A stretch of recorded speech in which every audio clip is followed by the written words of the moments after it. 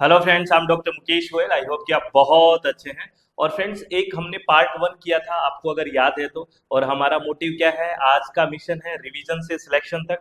इसका part one कर लिया। और पार्ट वन में हमने आपको, अगर आपने वो नहीं देखा है तो इसका लिंक भी डिस्क्रिप्शन बॉक्स में, उसमें 3 यूनिट्स को कंप्लीट किया था।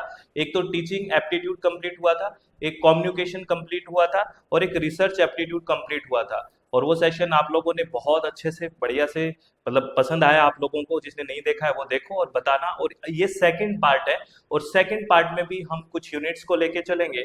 और वो यूनिट्स कौन सी रहने वाली है, आईसीटी यानी कि इंफॉर्मेशन कम्युनिकेशन टेक्नोलॉजी और पीपल डेवलपमेंट एंड इन्वायरमेंट, इसके बारे में हम बात करेंगे। और हो सके तो आप नोटबुक लेके बैठ जाइए अच्छे से। और मैं हर एक चीज पे बात करूंगा जो जून सेशन में नेट के एग्जाम के लिए बहुत इंपॉर्टेंट है। और पेपर वन में मुझे नहीं लगता इससे ज्यादा कुछ बात पूछेंगे, वो मोर देन सफिशिएंट होने वाली है।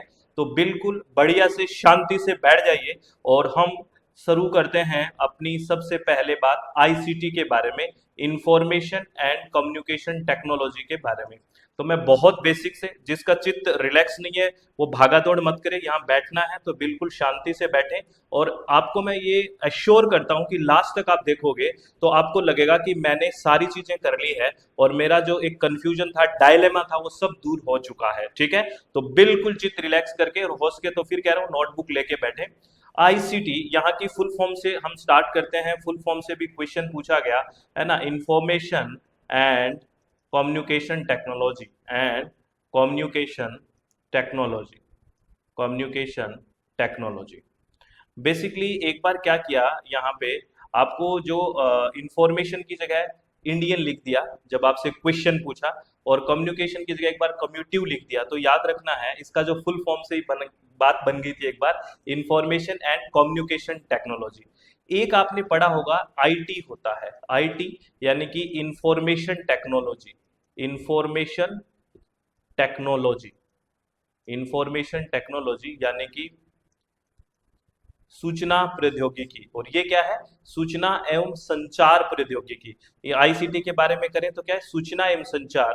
और ये क्या है, सिर्फ और सिर्फ इंफॉर्मेशन टेक्नोलॉजी यानी कि सूचना तकनीकी है ये, या सूचना प्रौद्योगिकी है। तो आपसे क्वेश्चन क्या पूछा गया, आपसे ये पूछा गया, आप बताइए इसमें ब्रॉड टर्म कौन सी है, यानी कि कौन किसका सबसेट है। ये क्वेश्चन पूछा गया। मैं अगेन आपसे पूछ रहा हूँ, और आप कमेंट करते रहिए साथ साथ। और अगर अच्छा लग रहा है तो सेशन को लोगों को भी बताते रहिए, तो सबको मोटिवेशन मिलता है। ठीक है, तो आईटी और आईसीटी में आपको ये बताना है कि कौन सी ब्रॉड टर्म है। तो मैं आपको बता दूं, आईसीटी और आईटी में आईसीटी है वो ब्रॉड टर्म है। आईसीटी, ये क्वेश्चन भी आया है, अगर आपने प्रीवियस ईयर क्वेश्चन देखे हैं तो आईसीटी एक ब्रॉड टर्म है। यानी कि कहें तो हम ये कह सकते हैं कि जो आईटी है ना, जो इंफॉर्मेशन टेक्नोलॉजी है, ये सबसेट है किसका, आईसीटी का। यानी कि IT is the subset of ICT, ये ध्यान रखना। तो यानी आईटी है वो आईसीटी का भाग है। ये क्वेश्चन आपसे पूछा गया है। कईयों को पता नहीं क्यों आईटी बड़ा लगने लग जाता है, क्योंकि आईटी सेक्टर ये सुनते रहते हैं ना। ये नहीं है, ICT information and communication technology broad है कंपैरेटिवली आईटी के, इंफॉर्मेशन टेक्नोलॉजी के। आपको नाम से ही समझ आ रहा होगा, आईटी के अंदर सिर्फ इंफॉर्मेशन टेक्नोलॉजी है। लेकिन अगर आईसीटी की बात करें, वहां इंफॉर्मेशन टेक्नोलॉजी के साथ साथ कम्युनिकेशन भी है। तो यहाँ एक क्वेश्चन आपका पक्का हो गया। अगर सबसेट से पूछे तो हम ये बोलेंगे कि IT is the subset of ICT. ठीक है, यानी कि आईटी आईसीटी का भाग है, ये आपको ध्यान रखना है। ये बात हो गई। उसके बाद में एक टर्म बहुत इंपॉर्टेंट है, that is synchronous and asynchronous. यहाँ से एग्जाम्पल से क्वेश्चन पूछा जाता है। सिंक्रोनस, सिंक्रोनस को अगर हिंदी की बात करें तो वो बोलते हैं तुल्यकालिक। क्या बोलते हैं, तुल्यकालिक, तुल्यकालिक। और एक टर्म होती है एसिंक्रोनस। क्या होती है, एसिंक्रोनस। एसिंक्रोनस का मतलब होता है अतुल्यकालिक। क्या होती है, अतुल्यकालिक। देखो, अगर नाम से ही आपको समझ आ रहा होगा, सिंक्रोनस में क्या है, तुल्यकालिक। तुल्यकालिक यानी कि यहाँ सिन का मतलब होता है सेम, यानी कि समान, है ना। और क्रोनस का मतलब यहाँ पे टाइम है, काल, समय।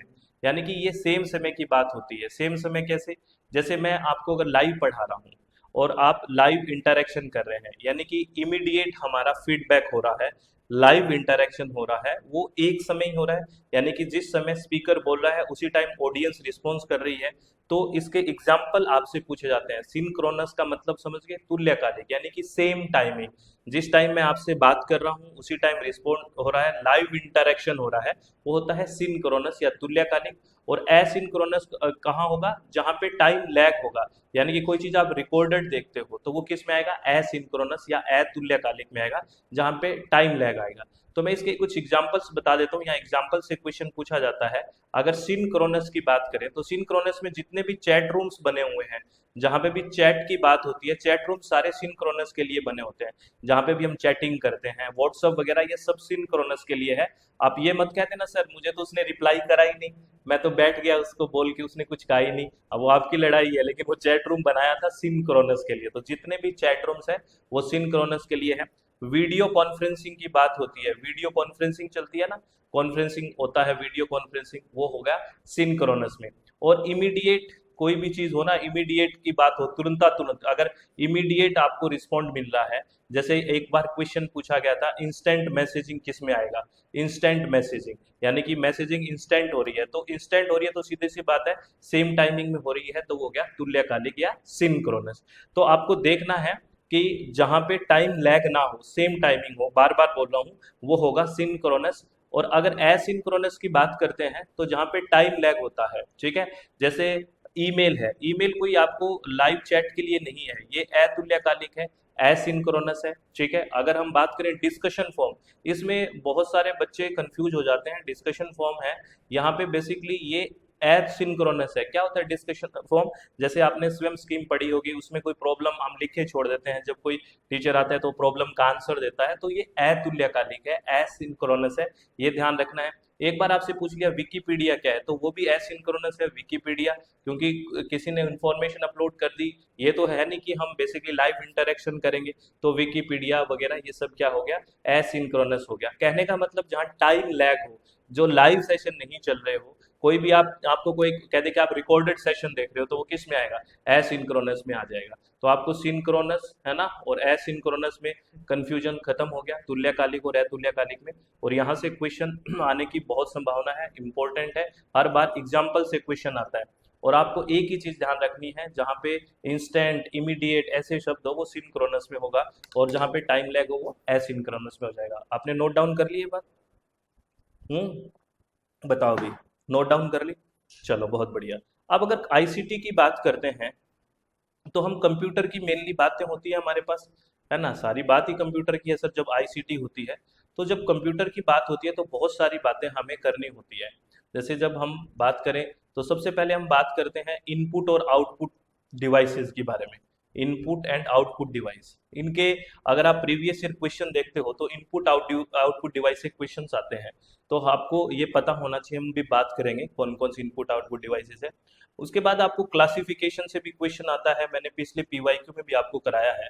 जब कंप्यूटर का क्लासिफिकेशन करते हैं ऑन द फिजिकल साइज, उसका क्या है, उसकी परफॉर्मेंस क्या है ना, कहाँ पे उसको अप्लाई करना है, एप्लीकेशन क्या है, तो उस आधार पे हम क्लासिफिकेशन करते हैं कंप्यूटर का।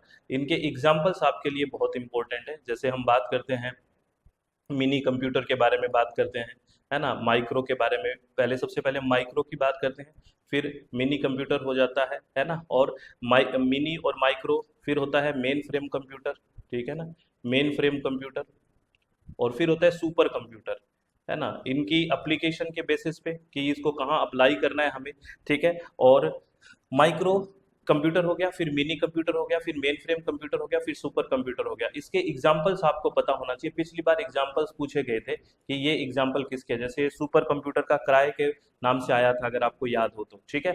और आपको ये पता होना चाहिए अभी फास्टेस्ट इंडिया का सुपर कंप्यूटर कौन सा है, इंडिया का, भारत का सबसे फास्टेस्ट सुपर कंप्यूटर रिसेंटली कौन सा है, और फर्स्ट फास्टेस्ट कंप्यूटर इंडिया का कौन सा है, सुपर कंप्यूटर। ये आपको मैं थोड़ा सा होमवर्क दे रहा हूँ, आप कमेंट में बताना प्लीज। और वर्ल्ड का सबसे फास्टेस्ट सुपर कंप्यूटर कौन सा है और कौन से देश का है, आप लोगों से रिक्वेस्ट है प्लीज, हाथों हाथ भी अगर सर्च करोगे तो मिल जाएगा।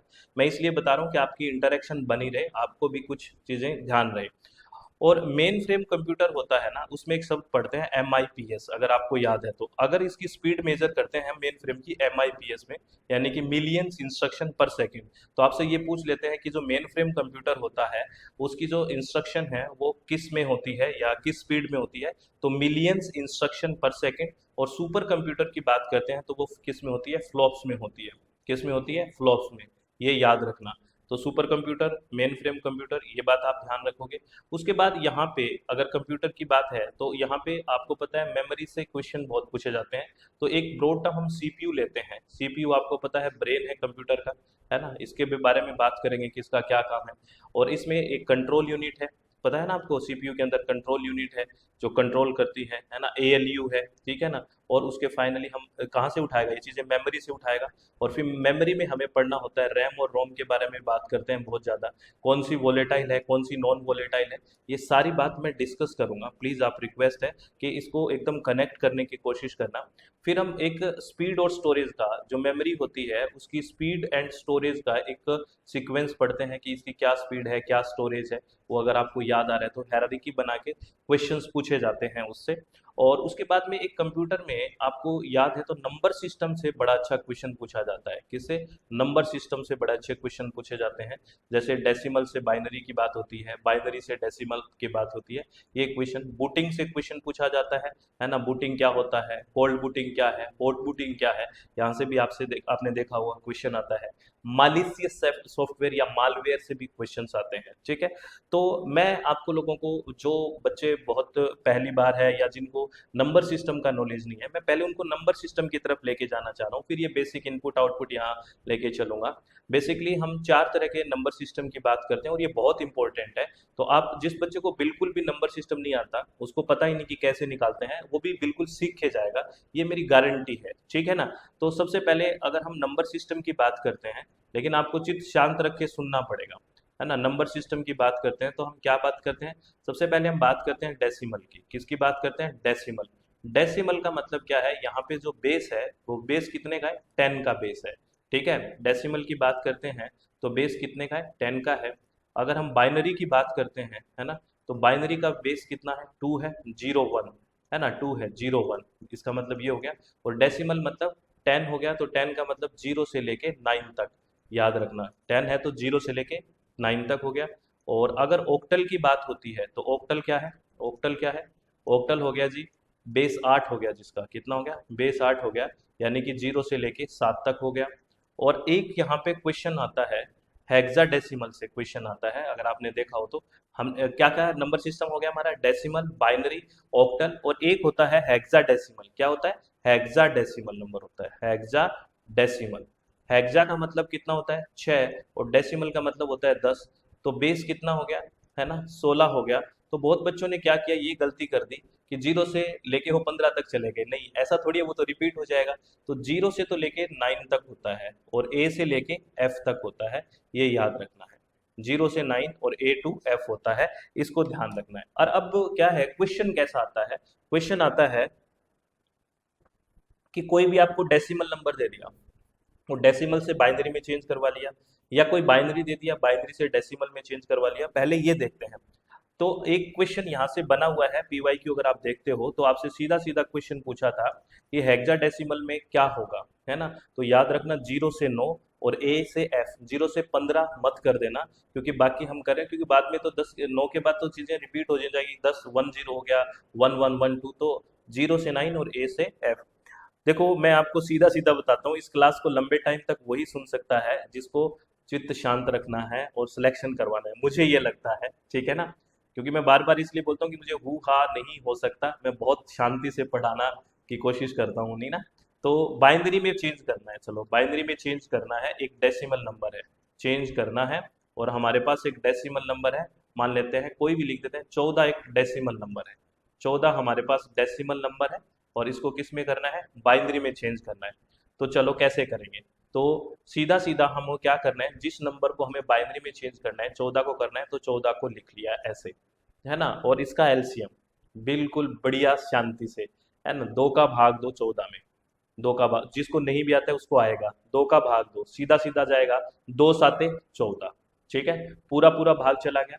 तो हमारे पास रिमाइंडर यानी कि शेषफल बचा कुछ भी नहीं, तो जीरो यहाँ लिख दिया, कुछ भी नहीं बचा ना। फिर 2 का भाग दिया 7 में, कितना होगा, 2 तिये 6, हमारे पास एक रिमाइंडर यानी कि शेषफल बच गया, तो यहाँ आपने लिख दिया। फिर 2 का भाग दिया 3 में, तो कितना हो गया, 2 एकम 2, यानी कि एक रिमाइंडर बच गया, ये हो गया, 3 हो गया ना। तो अब आगे तो कुछ करना ही नहीं, तो हमारे पास जो बाइनरी नंबर आ गया 14 का, वो क्या आ गया, 1110। अब एक बात ध्यान रखनी है कि हमें नीचे से लिखते हुए जाना है और इस नंबर को भी छोड़ना नहीं है। तो अगर 14 हमारे पास डेसिमल नंबर है, तो इसका बाइनरी नंबर क्या आ गया, इसका बाइनरी नंबर है 1110, ये हो गया, ठीक है, ये बाइनरी में आ गया। अब अगर हमारे को ऐसे ही क्वेश्चन बोल दे और वो बोल दे ये तो हमने बदल दिया डेसिमल को बाइनरी में। अब मान लेते हैं आपके कोई binary number they they, for example आपको बाइनरी नंबर दे दिया 1110 और आपको बोल दिया इसका बेस 10 है, इसको डेसिमल में बदलो। तो अगर हम डेसिमल में हमारे पास अगर 14 आ जाता है तो हमने सही किया, ये आप भूल जाओ एक बार, ठीक है। तो चलो कैसे करेंगे, जो हमारे पास बाइनरी नंबर दिया हुआ होता है उसको एज इट इज लिख लो, क्या है, 1110, और उसको 2 की पावर 0 से स्टार्ट करते हुए चलना है। किसकी पावर, 2 की पावर 0, तो 2 की पावर 0, 2 की पावर 1, 2 की पावर 2, 2 की पावर 3, ठीक है। अब 2 की पावर 0, किसी की भी पावर 0 होती है वो 1 होती है, चाहे आपकी पावर 0 तो आप 1 हो गए, ठीक है। 100 की पावर, 1000 की पावर, किसी की पावर 0 है तो वो क्या हो गया, 1 हो गया। अब ऊपर वाले को इसके साथ इंटू करना है, अगर 0 को 1 से इंटू करोगे तो हमें पता है सर 0 ही आएगा, तो ये 0 वैल्यू आ गई, ठीक है। 2 की पावर 1 यानी कि 2 एक ही बार है, तो 2 की पावर 1 2, 2 को 1 से इंटू करोगे तो कितना आ गया, 2 आ गया, कितना आ गया, ये 2 आ गया। अब 2 की पावर 2 यानी कि 2 दो बार है, 2 इंटू 2 है ना सर, इतना आराम से हमें पता है, फिर भी कुछ लोगों को नहीं पता, 2 दूनी 4, 4 को 1 से इंटू करो तो हमारे पास 4 आ गया।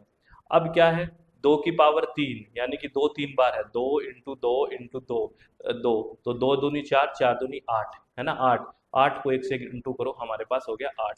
अब इनको जोड़ दो, 8 और 4 12, 12 और 2 14, जीरो तो जीरो ही है, 14। तो देखो अगर हमें डेसिमल, अब हमारा प्रूव हो गया कि हमने जो डेसिमल में बाइनरी बदला था वो बिल्कुल ठीक है और बाइनरी से डेसिमल बिल्कुल ठीक है। अब आपको ये बात समझ में आ गई, ये तो अगर सिंपली आपको नंबर दिया हुआ हो तो। अब अगर मैं आपसे एक बात पूछूं कि अगर आपको कोई ये कह दे, ये नंबर तो आपको 14 दे दिया सीधा सीधा, अगर कह दे कि -14 है ना, तो अब इसको बदलो आप, ये माइनस में दे दिया नंबर है ना, डेसिमल नंबर माइनस में है ना, और अब आपको बोल दिया इस डेसिमल नंबर -14 को बाइनरी में चेंज करो, तो क्या करना पड़ेगा। अब आजकल देखा होगा आपने, बाइनरी में पूछने लग गए, माइनस में दे के भी पूछते हैं। तो आपको करना क्या है, जो भी माइनस में वैल्यू दे रखी है, जैसे अभी 14 है, तो पहले इसके सिंपल का निकाल लो, सिंपल 14 का निकालो पहली बार। तो सिंपल 14 का अभी हमने निकाला था, कितना है देखो, सिंपल 14 का था 1110, यही था ना, पहले सिंपल 14 का निकालना है, तो 1110, ये सिंपल 14 का है, पता है। हमें निकालना है -14 का, मैं बार बार बता रहा हूँ। तो इसमें दो तरह के चेंजेस होंगे, फर्स्ट कॉम्प्लीमेंट में क्या होगा, जहाँ पे 1 है वहाँ पे 0 लिख दो और जहाँ पे 0 है वहाँ पे 1 लिख दो। तो 1 की जगह 0, फिर 1 की जगह 0, फिर 1 की जगह 0 और 0 की जगह 1 आ गया। फिर अब सेकंड कॉम्प्लीमेंट क्या करना है, जो लास्ट नंबर है उसमें +1 कर दो। ये अब ये आ गया हमारे पास, ये नंबर आ गया 0001, ध्यान रखना। और अब इसमें +1 कर दो, ठीक है ना। तो +1 करके अब आप 1 और 1 2 करोगे, तो आपको पता है बाइनरी में 2 कहाँ होता है, या तो 0 होता है या 1 होता है। तो याद रखना यहाँ पे अगर 1 + 1 करना पड़ता है तो वो होता है 10, ठीक है। 0 + 1 0 + 1 1 होता है, 1 + 0 1 ही होता है, 0 + 0 1 होता है, लेकिन 1 + 1 क्या होता है, 10 होता है। तो यहाँ पे 1 + 1 क्या है, 10, तो 10 का 0 आ गया, एक अपने पास असल होगी, तो 0 में वो 1 आ गया, ठीक है, जो बचा, फिर 0 0, ये हमारे पास जो आ गया, ये नंबर किसका आ गया, ये बेसिकली -14 का आ गया। तो -14 के करने के लिए हमें क्या करना पड़ा है, या माइनस का कोई भी वैल्यू निकालने के लिए सबसे पहले हमें प्लस का निकालना होगा, है ना। फिर उसमें दो तरह के चेंजेस करेंगे, पहला चेंज जहाँ 1 है वहाँ 0, जहाँ 0 है वहाँ पे 1, और लास्ट नंबर में 1 को हम जोड़ देंगे। हम्म, आगे बात समझ में, तो ये बात ध्यान रखनी है आपको।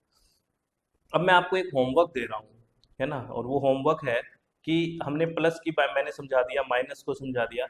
अब अगर आपको यूं कह दूं मैं कि 14.7 एक वैल्यू है, 14.7, इसको आप बाइनरी में चेंज करो। अब आपको मैंने क्या दिया है, पॉइंट में दिया है, सिंपल मैंने करवा दिया, माइनस का भी करवा दिया। अब आप पॉइंट की वैल्यू क्या आएगी वो कमेंट में बताना, आपको आती है कि नहीं ये भी बताना, ठीक है। पहले इतनी बात बताओ, फिर आगे बात भी करूंगा मैं।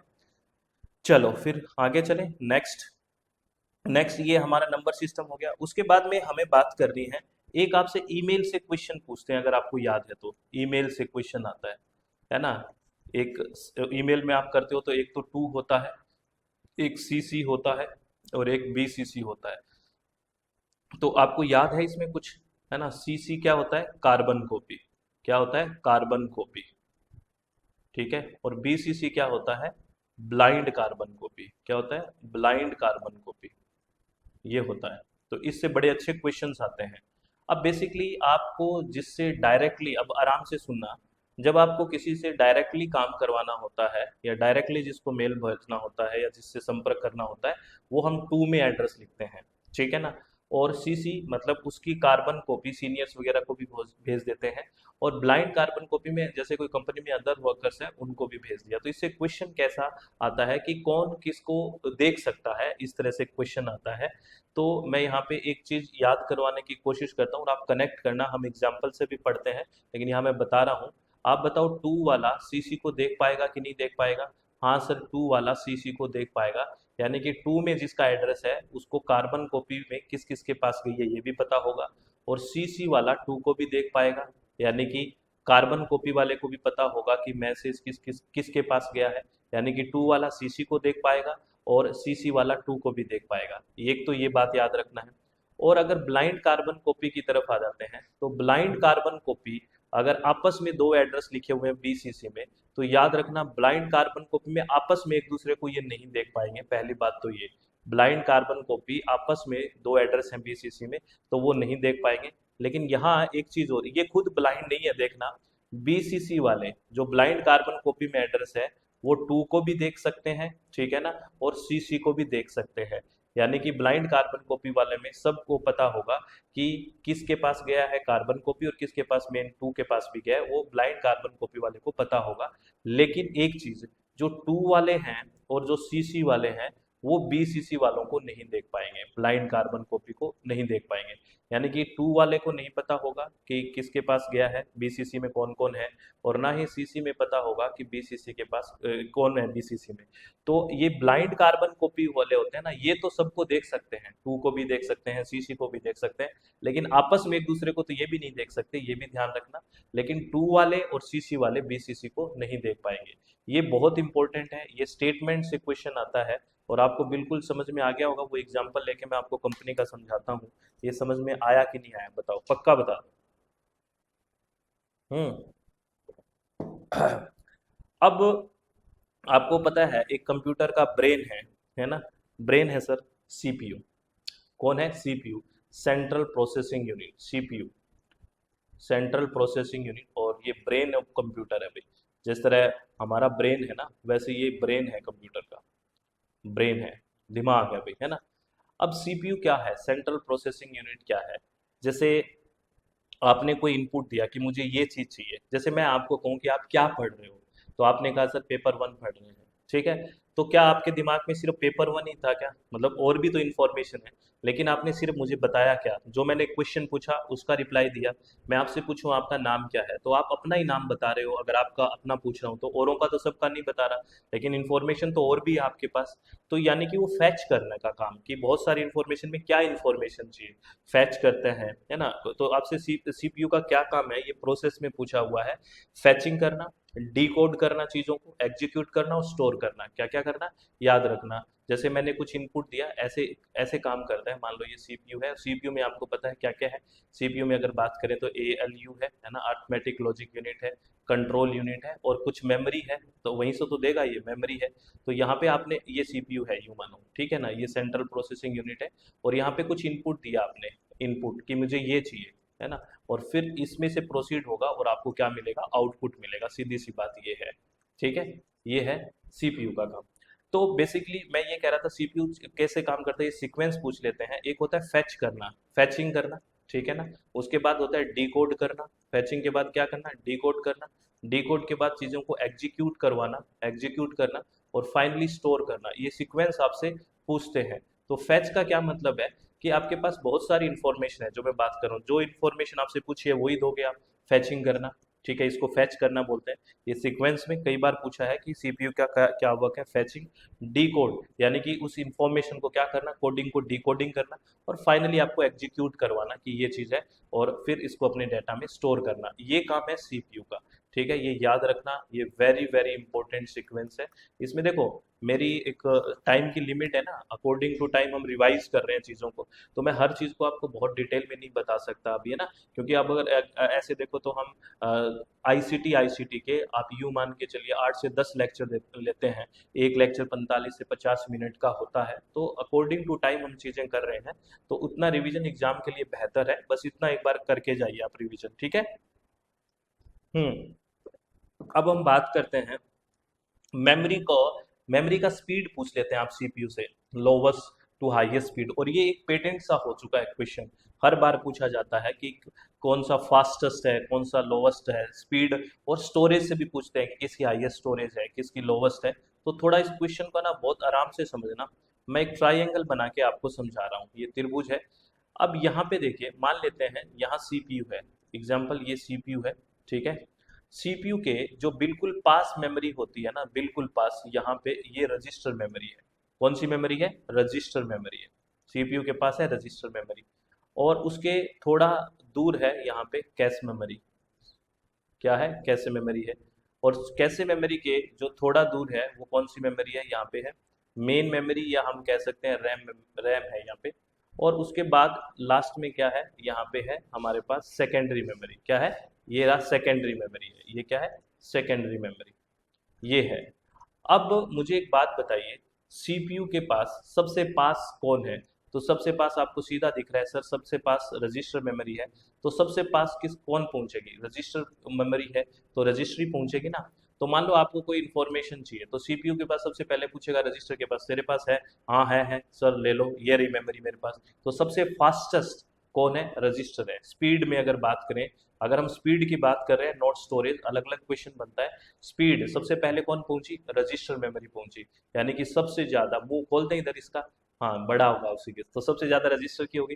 उसके बाद क्या होगा, अगर वो कहेगा चल मेरे पास तो खत्म होगी, मैं कैसे से लेके आता हूँ, फिर उसके बाद कैसे मेमोरी के पास से जाएगा, तो स्पीड के बाद किसकी मेमोरी है, कैसे मेमोरी की है। उसके बाद अगर कैसे किसके पास जाएगा, वो बोला मेरे पास है कि नहीं देखता हूँ, अगर खत्म होगी तो रैम के पास जाएगा, तो फिर रैम, रैम की होगी, या मेन मेमोरी इसको बोलते हैं, रैम के पास होगा। और अगर रैम के पास ही नहीं है तो सेकेंडरी स्टोरेज वाला जाएगा, यानी कि आपको सबसे लोवेस्ट जो स्पीड है वो किसकी होगी, सेकेंडरी की होगी। ये स्पीड की बात कर रहे हैं, तो ये सीक्वेंस आपको लिखना कि रजिस्टर मेमोरी की स्पीड सबसे ज़्यादा होती है, यानी कि सीपीयू के पास सबसे ज़्यादा पहले पहुंचता है। उसके बाद कैश मेमोरी की होती है, थोड़ा दूर होती है, रैम उसके बाद वो थोड़ा और दूर होती है, सेकेंडरी मेमोरी सबसे बाद में, क्योंकि वो सबसे दूर होती है। ये बात आपको बिल्कुल याद करनी है, समझनी भी है, समझ में आ गई होगी। ये है स्पीड का। अगर यही क्वेश्चन आपसे वो स्टोरेज का पूछ ले कि स्टोरेज का सीक्वेंस क्या है ना, स्टोरेज के बारे में बात कर ले, तो स्टोरेज का उल्टा हो जाएगा। अगर रजिस्टर मेमोरी की स्टोरेज की बात करें तो ये कुछ केबी में है, कैसे की बात करें कुछ एमबी में है, रैम आपको पता है जीबी में है, सेकेंडरी मेमोरी तो टीबी में है, ठीक है। तो अगर स्टोरेज की बात करें तो सीक्वेंस जस्ट उल्टा हो जाएगा, सबसे ज्यादा स्टोरेज सेकेंडरी मेमोरी की है, फिर रैम है, फिर कैश है, फिर रजिस्टर है। तो आपको याद रखना है, ये याद रखोगे, पक्का याद रखोगे ना, चलो बहुत बढ़िया। उसके बाद हम अगर बात करते हैं, आपको मेमोरी से क्वेश्चन अच्छा पूछा जाता है ना, मेमोरी से क्वेश्चन पूछा जाता है। और मेमोरी में आपको जो मेनली क्वेश्चन पूछा जाता है वो रैम और रोम से बड़ा अच्छा क्वेश्चन पूछा जाता है। रैम क्या है आपको पता है, this is random access memory, क्या है, random access memory, random access memory है। और रोम क्या है, रोम है, रोम रीड ओनली मेमोरी, क्या है, रीड ओनली मेमोरी। अब यहाँ पे आपसे ये क्वेश्चन पूछा जाता है कि कौन सी वोलेटाइल है और कौन सी नॉन वोलेटाइल है। तो आप बताइए वोलेटाइल और नॉन वोलेटाइल का मतलब क्या होता है, और आप साथ साथ कमेंट करते रहिए प्लीज, रिक्वेस्ट है। आगे कौन सी यूनिट्स आपको करनी है, क्या चीज़ें समझ आ रही है, सब ये आप डिस्कस करते रहोगे तभी बात चलेगी। अगर हम मिलके मेहनत करेंगे तभी बात होगी ना, एथिकल वे से काम करना है। रैंडम एक्सेस मेमोरी होती है, जो रैम होती है वो वोलेटाइल होती है। क्या होती है? वोलेटाइल। मैं आपको पहले बता देता हूँ, ये वोलेटाइल होती है। वोलेटाइल होगी यानी कि ये टेम्परेरी होगी। क्या होगी? टेम्पोरेरी होगी। इसका मतलब क्या है? जब पावर ऑफ हो जाएगी, कोई आप काम कर रहे हैं, एक्सेस कर रहे हैं, और एकदम से पावर ऑफ हो गई, तो जो पावर ऑफ होते ही जो मेमोरी उड़ जाती है उसको बोलते हैं वोलेटाइल मेमोरी या टेम्परेरी। एक्सेस कर रहे हैं कुछ, जैसे मैं कुछ फोन पे देख रहा हूँ, ऐसे समझिए लैंग्वेज में, और एकदम से बैटरी ऑफ होगी, है ना, और फिर एकदम से मैं बाद में ऑन करूंगा तो वो चलता नहीं मिलेगा, यूं मानिए। तो एक्सेस जो करवाने का काम था, जैसे ही पावर ऑफ होती है तो वो एक्सेस उड़ जाता है या वो मेमोरी उड़ जाती है, तो उसको बोलते हैं वोलेटाइल मेमोरी या टेम्परेरी मेमोरी। लेकिन जो रोम होता है, तो रोम में है ना, रोम में बोलता हूँ ना, जो रोम रोम में बस गया वो तो परमानेंट ही हो गया। तो रोम में हमेशा परमानेंट होता है। क्या होता है? परमानेंट मेमोरी होती है ये स्थायी होती है। और परमानेंट है तो नॉन वोलेटाइल है। तो यहाँ सीधा सीधा मतलब ये है कि ये अगर पावर ऑफ हो गई तो ये उड़ेगी नहीं। जैसे एक ऐसे एग्जांपल समझ लो, कोई हार्ड डिस्क में मैटर है आपका, तो ऐसे तो है नहीं उसको चार्जिंग लगा के रख रखा है, पावर ऑफ होते ही उड़ जाएगा, ऐसा नहीं है ना। तो वो हार्ड डिस्क है, पेन ड्राइव है, यूं मान लीजिए, ये एक तरह से सेकेंडरी स्टोरेज है, ये परमानेंट है, नॉन वोलेटाइल है। तो रोम क्या है? एक नॉन वोलेटाइल है। यहाँ तक याद रखोगे। यहाँ से क्वेश्चंस आ जाते हैं वोलेटाइल और नॉन वोलेटाइल से। हम्म। अब हम बात कर रहे हैं, इसको क्लासिफाई करते हैं, रैम को और रोम को। जैसे रैम को क्लासिफाई करते हैं, रैंडम एक्सेस मेमोरी को, तो रैम क्या है? दो तरह से है। एक है एस रैम। क्या है? S RAM. और एक है डी रैम। एस रैम होता है static random access memory. Static है ना, रैम का फुल फॉर्म आपको पता ही है, रैंडम एक्सेस मेमोरी। और डी का मतलब है dynamic access, random access memory. इसमें डिफरेंस क्या है? जो ये होती है, अगर इसकी बहुत डिटेल में नहीं जाके मैं थोड़ा थोड़ा बता देता हूँ। ये है फास्ट होती है कंपैरेटिवली डी रैम के। ये फास्ट होती है तो हीट भी ज़्यादा जनरेट करती है कंपैरेटिवली डी रैम के। और अगर ये एक्सपेंसिव भी ज़्यादा है कंपैरेटिवली डी रैम के। और अगर रोम की बात करते हैं, है ना, रोम में क्या है? रोम को भी क्लासिफाई करते हैं हम बेसिकली। एक होता है हमारा पी रोम। क्या होता है? P ROM, programmable read only memory. एक होता है E P ROM, erasable programmable read only memory. एक होता है ई ई पी रोम, और ये होता है electrical erasable programmable read only memory. यहाँ पे इनमें डिफरेंस क्या है, ये क्वेश्चन आपसे पूछा जाता है। जो प्रोग्रामेबल रीड ओनली मेमोरी है, ये एक बार प्रोग्राम सेट हो गया तो आप रीराइट नहीं कर सकते। एक बार प्रोग्राम फिक्स हो गया तो उसको रीराइट नहीं कर सकते हैं, वो प्रोग्राम फिक्स है। और यहाँ क्या है, इरेजेबल में नाम ही है, erasable programmable read only memory. यहाँ इरेज हो जाएगा। इरेज के लिए यहाँ क्या जरूरत होगी? यूवी, यूवी लाइट की। ये आप याद रखना, किसकी? यूवी लाइट की। अगर हम बात करते हैं ईईपी रोम के बारे में, यहाँ देखो, erasable programmable read only memory के साथ ई और है इलेक्ट्रिक। यहाँ पे इलेक्ट्रिक फील्ड की जरूरत पड़ेगी। प्रोग्राम इलेक्ट्रिक फील्ड से क्या हो सकता है? इरेज हो सकता है, फिर इसको लिख सकते हो।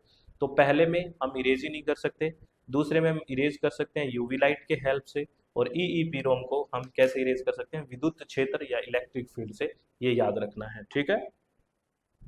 हम्म। चलो, अब अगर हम बात करते हैं, तो मेमोरी स्टोरेज की कुछ यूनिट होती है। ये भी सीक्वेंस से आपसे पूछ लेते हैं। जब यूनिट मेमोरी स्टोरेज की जब यूनिट्स की बात होती है, तो यूनिट से क्वेश्चन पूछते हैं, और ये बहुत इंपॉर्टेंट है भाई। जैसे सबसे पहले, सबसे छोटी यूनिट क्या है? बिट है। क्या है? बिट है। अगर बिट से बड़ी बात करें तो निबल है। क्या है? निबल है। निबल से बड़ी बात करें तो क्या है? बाइट है। बाइट से बड़ी बात करें तो क्या है? किलो बाइट यानी कि केबी हो गया। केबी के बाद क्या बात करें तो मेगा बाइट यानी कि एमबी हो गया। एमबी के बाद बात करें तो जीबी हो गया, गीगाबाइट। गीगाबाइट से ऊपर बात करें तो टेराबाइट हो गया। अगर टेराबाइट से भी बड़ी बात करें तो क्या हो गया? पेंटाबाइट हो गया। अगर पेंटाबाइट से भी बड़ी बात करें तो क्या हो गया? एक्साबाइट हो गया। एक्साबाइट से भी बड़ी बात करें तो एक्साबाइट, एक्साबाइट से बड़ा हो जाएगा जोटा बाइट हो गया। क्या हो गया? जोटा बाइट। और जोटा बाइट से भी बड़ी बात करें तो योटा बाइट हो गया। यूं है देखिए, बिट, बिट से बड़ा निबल, निबल से बड़ा बाइट, बाइट से बड़ा किलोबाइट, फिर मेगाबाइट, फिर गीगाबाइट, फिर टीबी यानी कि टेराबाइट, फिर पेंटाबाइट, फिर एक्साबाइट, फिर जोटाबाइट, फिर योटाबाइट सबसे बड़ा। ये यूनिट्स होती है और ये सीक्वेंस में लगाने के लिए आपसे पूछ लेते हैं। ये बहुत इंपॉर्टेंट है, इट्स अ वेरी इंपॉर्टेंट। ये भी आपको ध्यान रखना है, ठीक है। अब हम शुरुआत में बात कर रहे थे कि इनपुट और आउटपुट डिवाइसेस से भी क्वेश्चन पूछे जाते हैं, है ना, कि कौन कौन सी इनपुट डिवाइसेस हैं और कौन कौन सी आउटपुट डिवाइसेस हैं। तो वो भी मैं आपको बता देता हूँ। इनपुट जो इनपुट ले रहा है, जैसे इनपुट में मैं अब कीबोर्ड से क्लिक करूँ तो कीबोर्ड क्या लेगा, इनपुट लेगा, बाद में दिखाएगा, ठीक है। तो तो कीबोर्ड क्या हो गया, इनपुट हो गया। और अगर मैं स्क्रीन पे दिख रहा है, मुझे मॉनिटर पे दिख रहा है ये चीज़, तो ये आउटपुट होगी। तो इनपुट में क्या क्या आ जाएगी, कीबोर्ड आ गया, कीबोर्ड आ गया इनपुट में, माउस आ गया इनपुट डिवाइसेस में, ठीक है। उसके बाद अगर इनपुट में एक ये आपको डिजिटाइजर, ये आपको कंफ्यूज कर सकता है। डिजिटाइजर भी एक इनपुट डिवाइसेस है। डिजिटाइजर का मतलब होता है जो डिजिटल फॉर्म में बदलता है ना, याद रखना। और OMR है, ऑप्टिकल मार्क रीडर है, ये इनपुट है, ठीक है। OCR, ऑप्टिकल करेक्टर रीडर है, ये इनपुट है। MICR, magnetic ink character reader, ये आपसे इसकी फुल फॉर्म भी पूछी थी। ये जो चेक वगैरह में होता है, आपने देखा है ना, ये भी इनपुट है। ये सब इनपुट डिवाइसेस है। और स्कैनर, स्कैन करके इनपुट ही लेते हैं ना, तो स्कैनर भी क्या है, इनपुट है ना, स्कैनर भी इनपुट है। और web camera, web cam input लेता है ना, स्क्रीन पे दिखाता है, तो वेब कैम भी इनपुट है ना, ये याद रखना है, वेब कैम भी इनपुट है। और अगर आउटपुट की बात करते हैं तो आउटपुट क्या है, जो बाहर, जैसे मॉनिटर है ना, मॉनिटर क्या है, आउटपुट है। उसके बाद अगर हम बात करें मॉनिटर के बाद, प्रिंटर है, प्रिंटर क्या है, आउटपुट है, ठीक है ना। अगर बात करें प्लॉटर, प्लॉटर क्या है, आउटपुट है, ठीक है। और जो भी अगर हम बात करते हैं, स्पीकर है, स्पीकर, स्पीकर बाहर सुनेगा आपको, तो ये आउटपुट है ना, ये आपको याद रखना है। और बेसिकली बोथ में भी आ जाता है। जैसे हम टच स्क्रीन की बात करते हैं, touch screen, touch screen both है, क्योंकि टच करोगे तो इनपुट मिला और स्क्रीन पे दिखेगा तो आउटपुट है, तो ये बोथ में भी आ जाता है। तो इनपुट, आउटपुट और बोथ में से ये क्वेश्चंस आपसे पूछ लेते हैं। ये भी आपको ध्यान रखना है, ठीक है। पक्का ध्यान रखोगे, बहुत बढ़िया। हम्म। उसके बाद में अगर हम बात करते हैं, बेसिकली आपने कंप्यूटर नेटवर्किंग से भी क्वेश्चन आता है। Computer networking, networking, computer networking, क्या मतलब है कंप्यूटर नेटवर्किंग का, कि अगर दो या दो से ज़्यादा कंप्यूटर आपस में जुड़ गए तो वही नेटवर्क बन गया। तो इसमें बहुत सारे चीज़ें हैं, जैसे इंटरनेट, एक्स्ट्रानेट, इंट्रानेट, VPN, बहुत बातें करते हैं, लेकिन थोड़ा मैं बता दूं इंटरनेट क्या है। इंटरनेट बेसिकली इसलिए होता है कि ये ग्लोबली कनेक्टेड है ना। इसमें कनेक्टेड लैन भी आता है, ये लोकल एरिया नेटवर्क है। आपसे ये सीक्वेंस बनाने के लिए पूछ लेते हैं, जैसे एक बार लैन, मैन और वैन में आपको सीक्वेंस पूछा गया। लैन लोकल एरिया नेटवर्क हो गया, जो विद इन बिल्डिंग हो गया। मैन है मेट्रोपॉलिटन हो गया एरिया नेटवर्क। और WAN, वाइड एरिया नेटवर्क, ये सबसे बड़ा होगा, क्योंकि वाइड एरिया है, वो वाइड एरिया कितना है नहीं पता, तो ये सीक्वेंस में आपसे पूछ लेते हैं, ठीक है। ये छोटी छोटी बातें आपको याद रखना है, कनेक्ट करना है। एक हम बेसिकली बात करते हैं, अगर आपको याद है तो बहुत इंपॉर्टेंट है, IP एड्रेस के बारे में, है ना। IP एड्रेस से भी क्वेश्चन आता है आपको। IP address, internet protocol, internet protocol से क्वेश्चन आता है। याद है कुछ इंटरनेट प्रोटोकॉल के बारे में, क्या होता है। तो याद रखना, IP एड्रेस हमेशा कितने सेक्शन में होगा, there will be the 4 sections. कितने सेक्शन होंगे, ये बात याद रखना, 4 सेक्शंस होंगे, है ना। जैसे 4 सेक्शन में अगर आपको लिख के बताऊं, जैसे 127 पॉइंट, है ना, कुछ भी नंबर लिख लो, 35 ये लिख दिया मैंने एग्जाम्पल, तो ये एक IP एड्रेस है। यहाँ पे 4 सेक्शन है, देखिए, है ना, 127, 72, 0 और 35, ये है 4 सेक्शन। और हर सेक्शन पॉइंट से अलग होगा, ये ध्यान रखना, कोई स्लैश वगैरह ये चीज़ नहीं आएगी, क्योंकि आपसे पूछ लेते हैं कि which one is the correct IP address, ये ध्यान रखना। एक इनका जो नंबर है वो 0 से 255, है ना। कहने का मतलब जो इस IP एड्रेस में 0 से नीचे नहीं होगा, माइनस में कोई वैल्यू नहीं होगी, और 255 से ऊपर कोई वैल्यू नहीं होगी। जैसे एक बार क्वेश्चन पूछा, इसमें 300 लिख दिया था, जैसे हमने 127, 72 ये लिख रखा है ना, तो वो गलत हो जाएगा, 0 से 255। और एक सेक्शन की जो मेमोरी होती है, ये भी पूछ लेते हैं, 8 बिट होती है एक सेक्शन की, यानी कि एक सेक्शन, 4 सेक्शन है तो एक सेक्शन की 8 बिट होती है। तो 4 सेक्शन के कितना हो गया, 8 चौके 32 बिट की बात कर रहा हूँ, बाइट की नहीं, ये याद रखना। तो ये IP एड्रेस से क्वेश्चन पूछा जाता है, प्लीज ये ध्यान रखना, it's a very very important, है ना। कुछ कनेक्टिविटी बन रही है क्या, सच्ची कमेंट करो ईमानदारी से। अगर एक बात हो रहा है, अगर आपको सब कुछ बढ़िया लग रहा है, आपको लग रहा है हमारे पास फ्रूटफुल है, चीजें ठीक है, तभी आप कमेंट करें, तभी आप लाइक करें चीजों को एथिकली, है ना। कोई फोर्सफुली कोई चीज नहीं होनी चाहिए। सर फोर्सफुली हम कुछ करते नहीं हैं, आप कैसे फोर्स करोगे?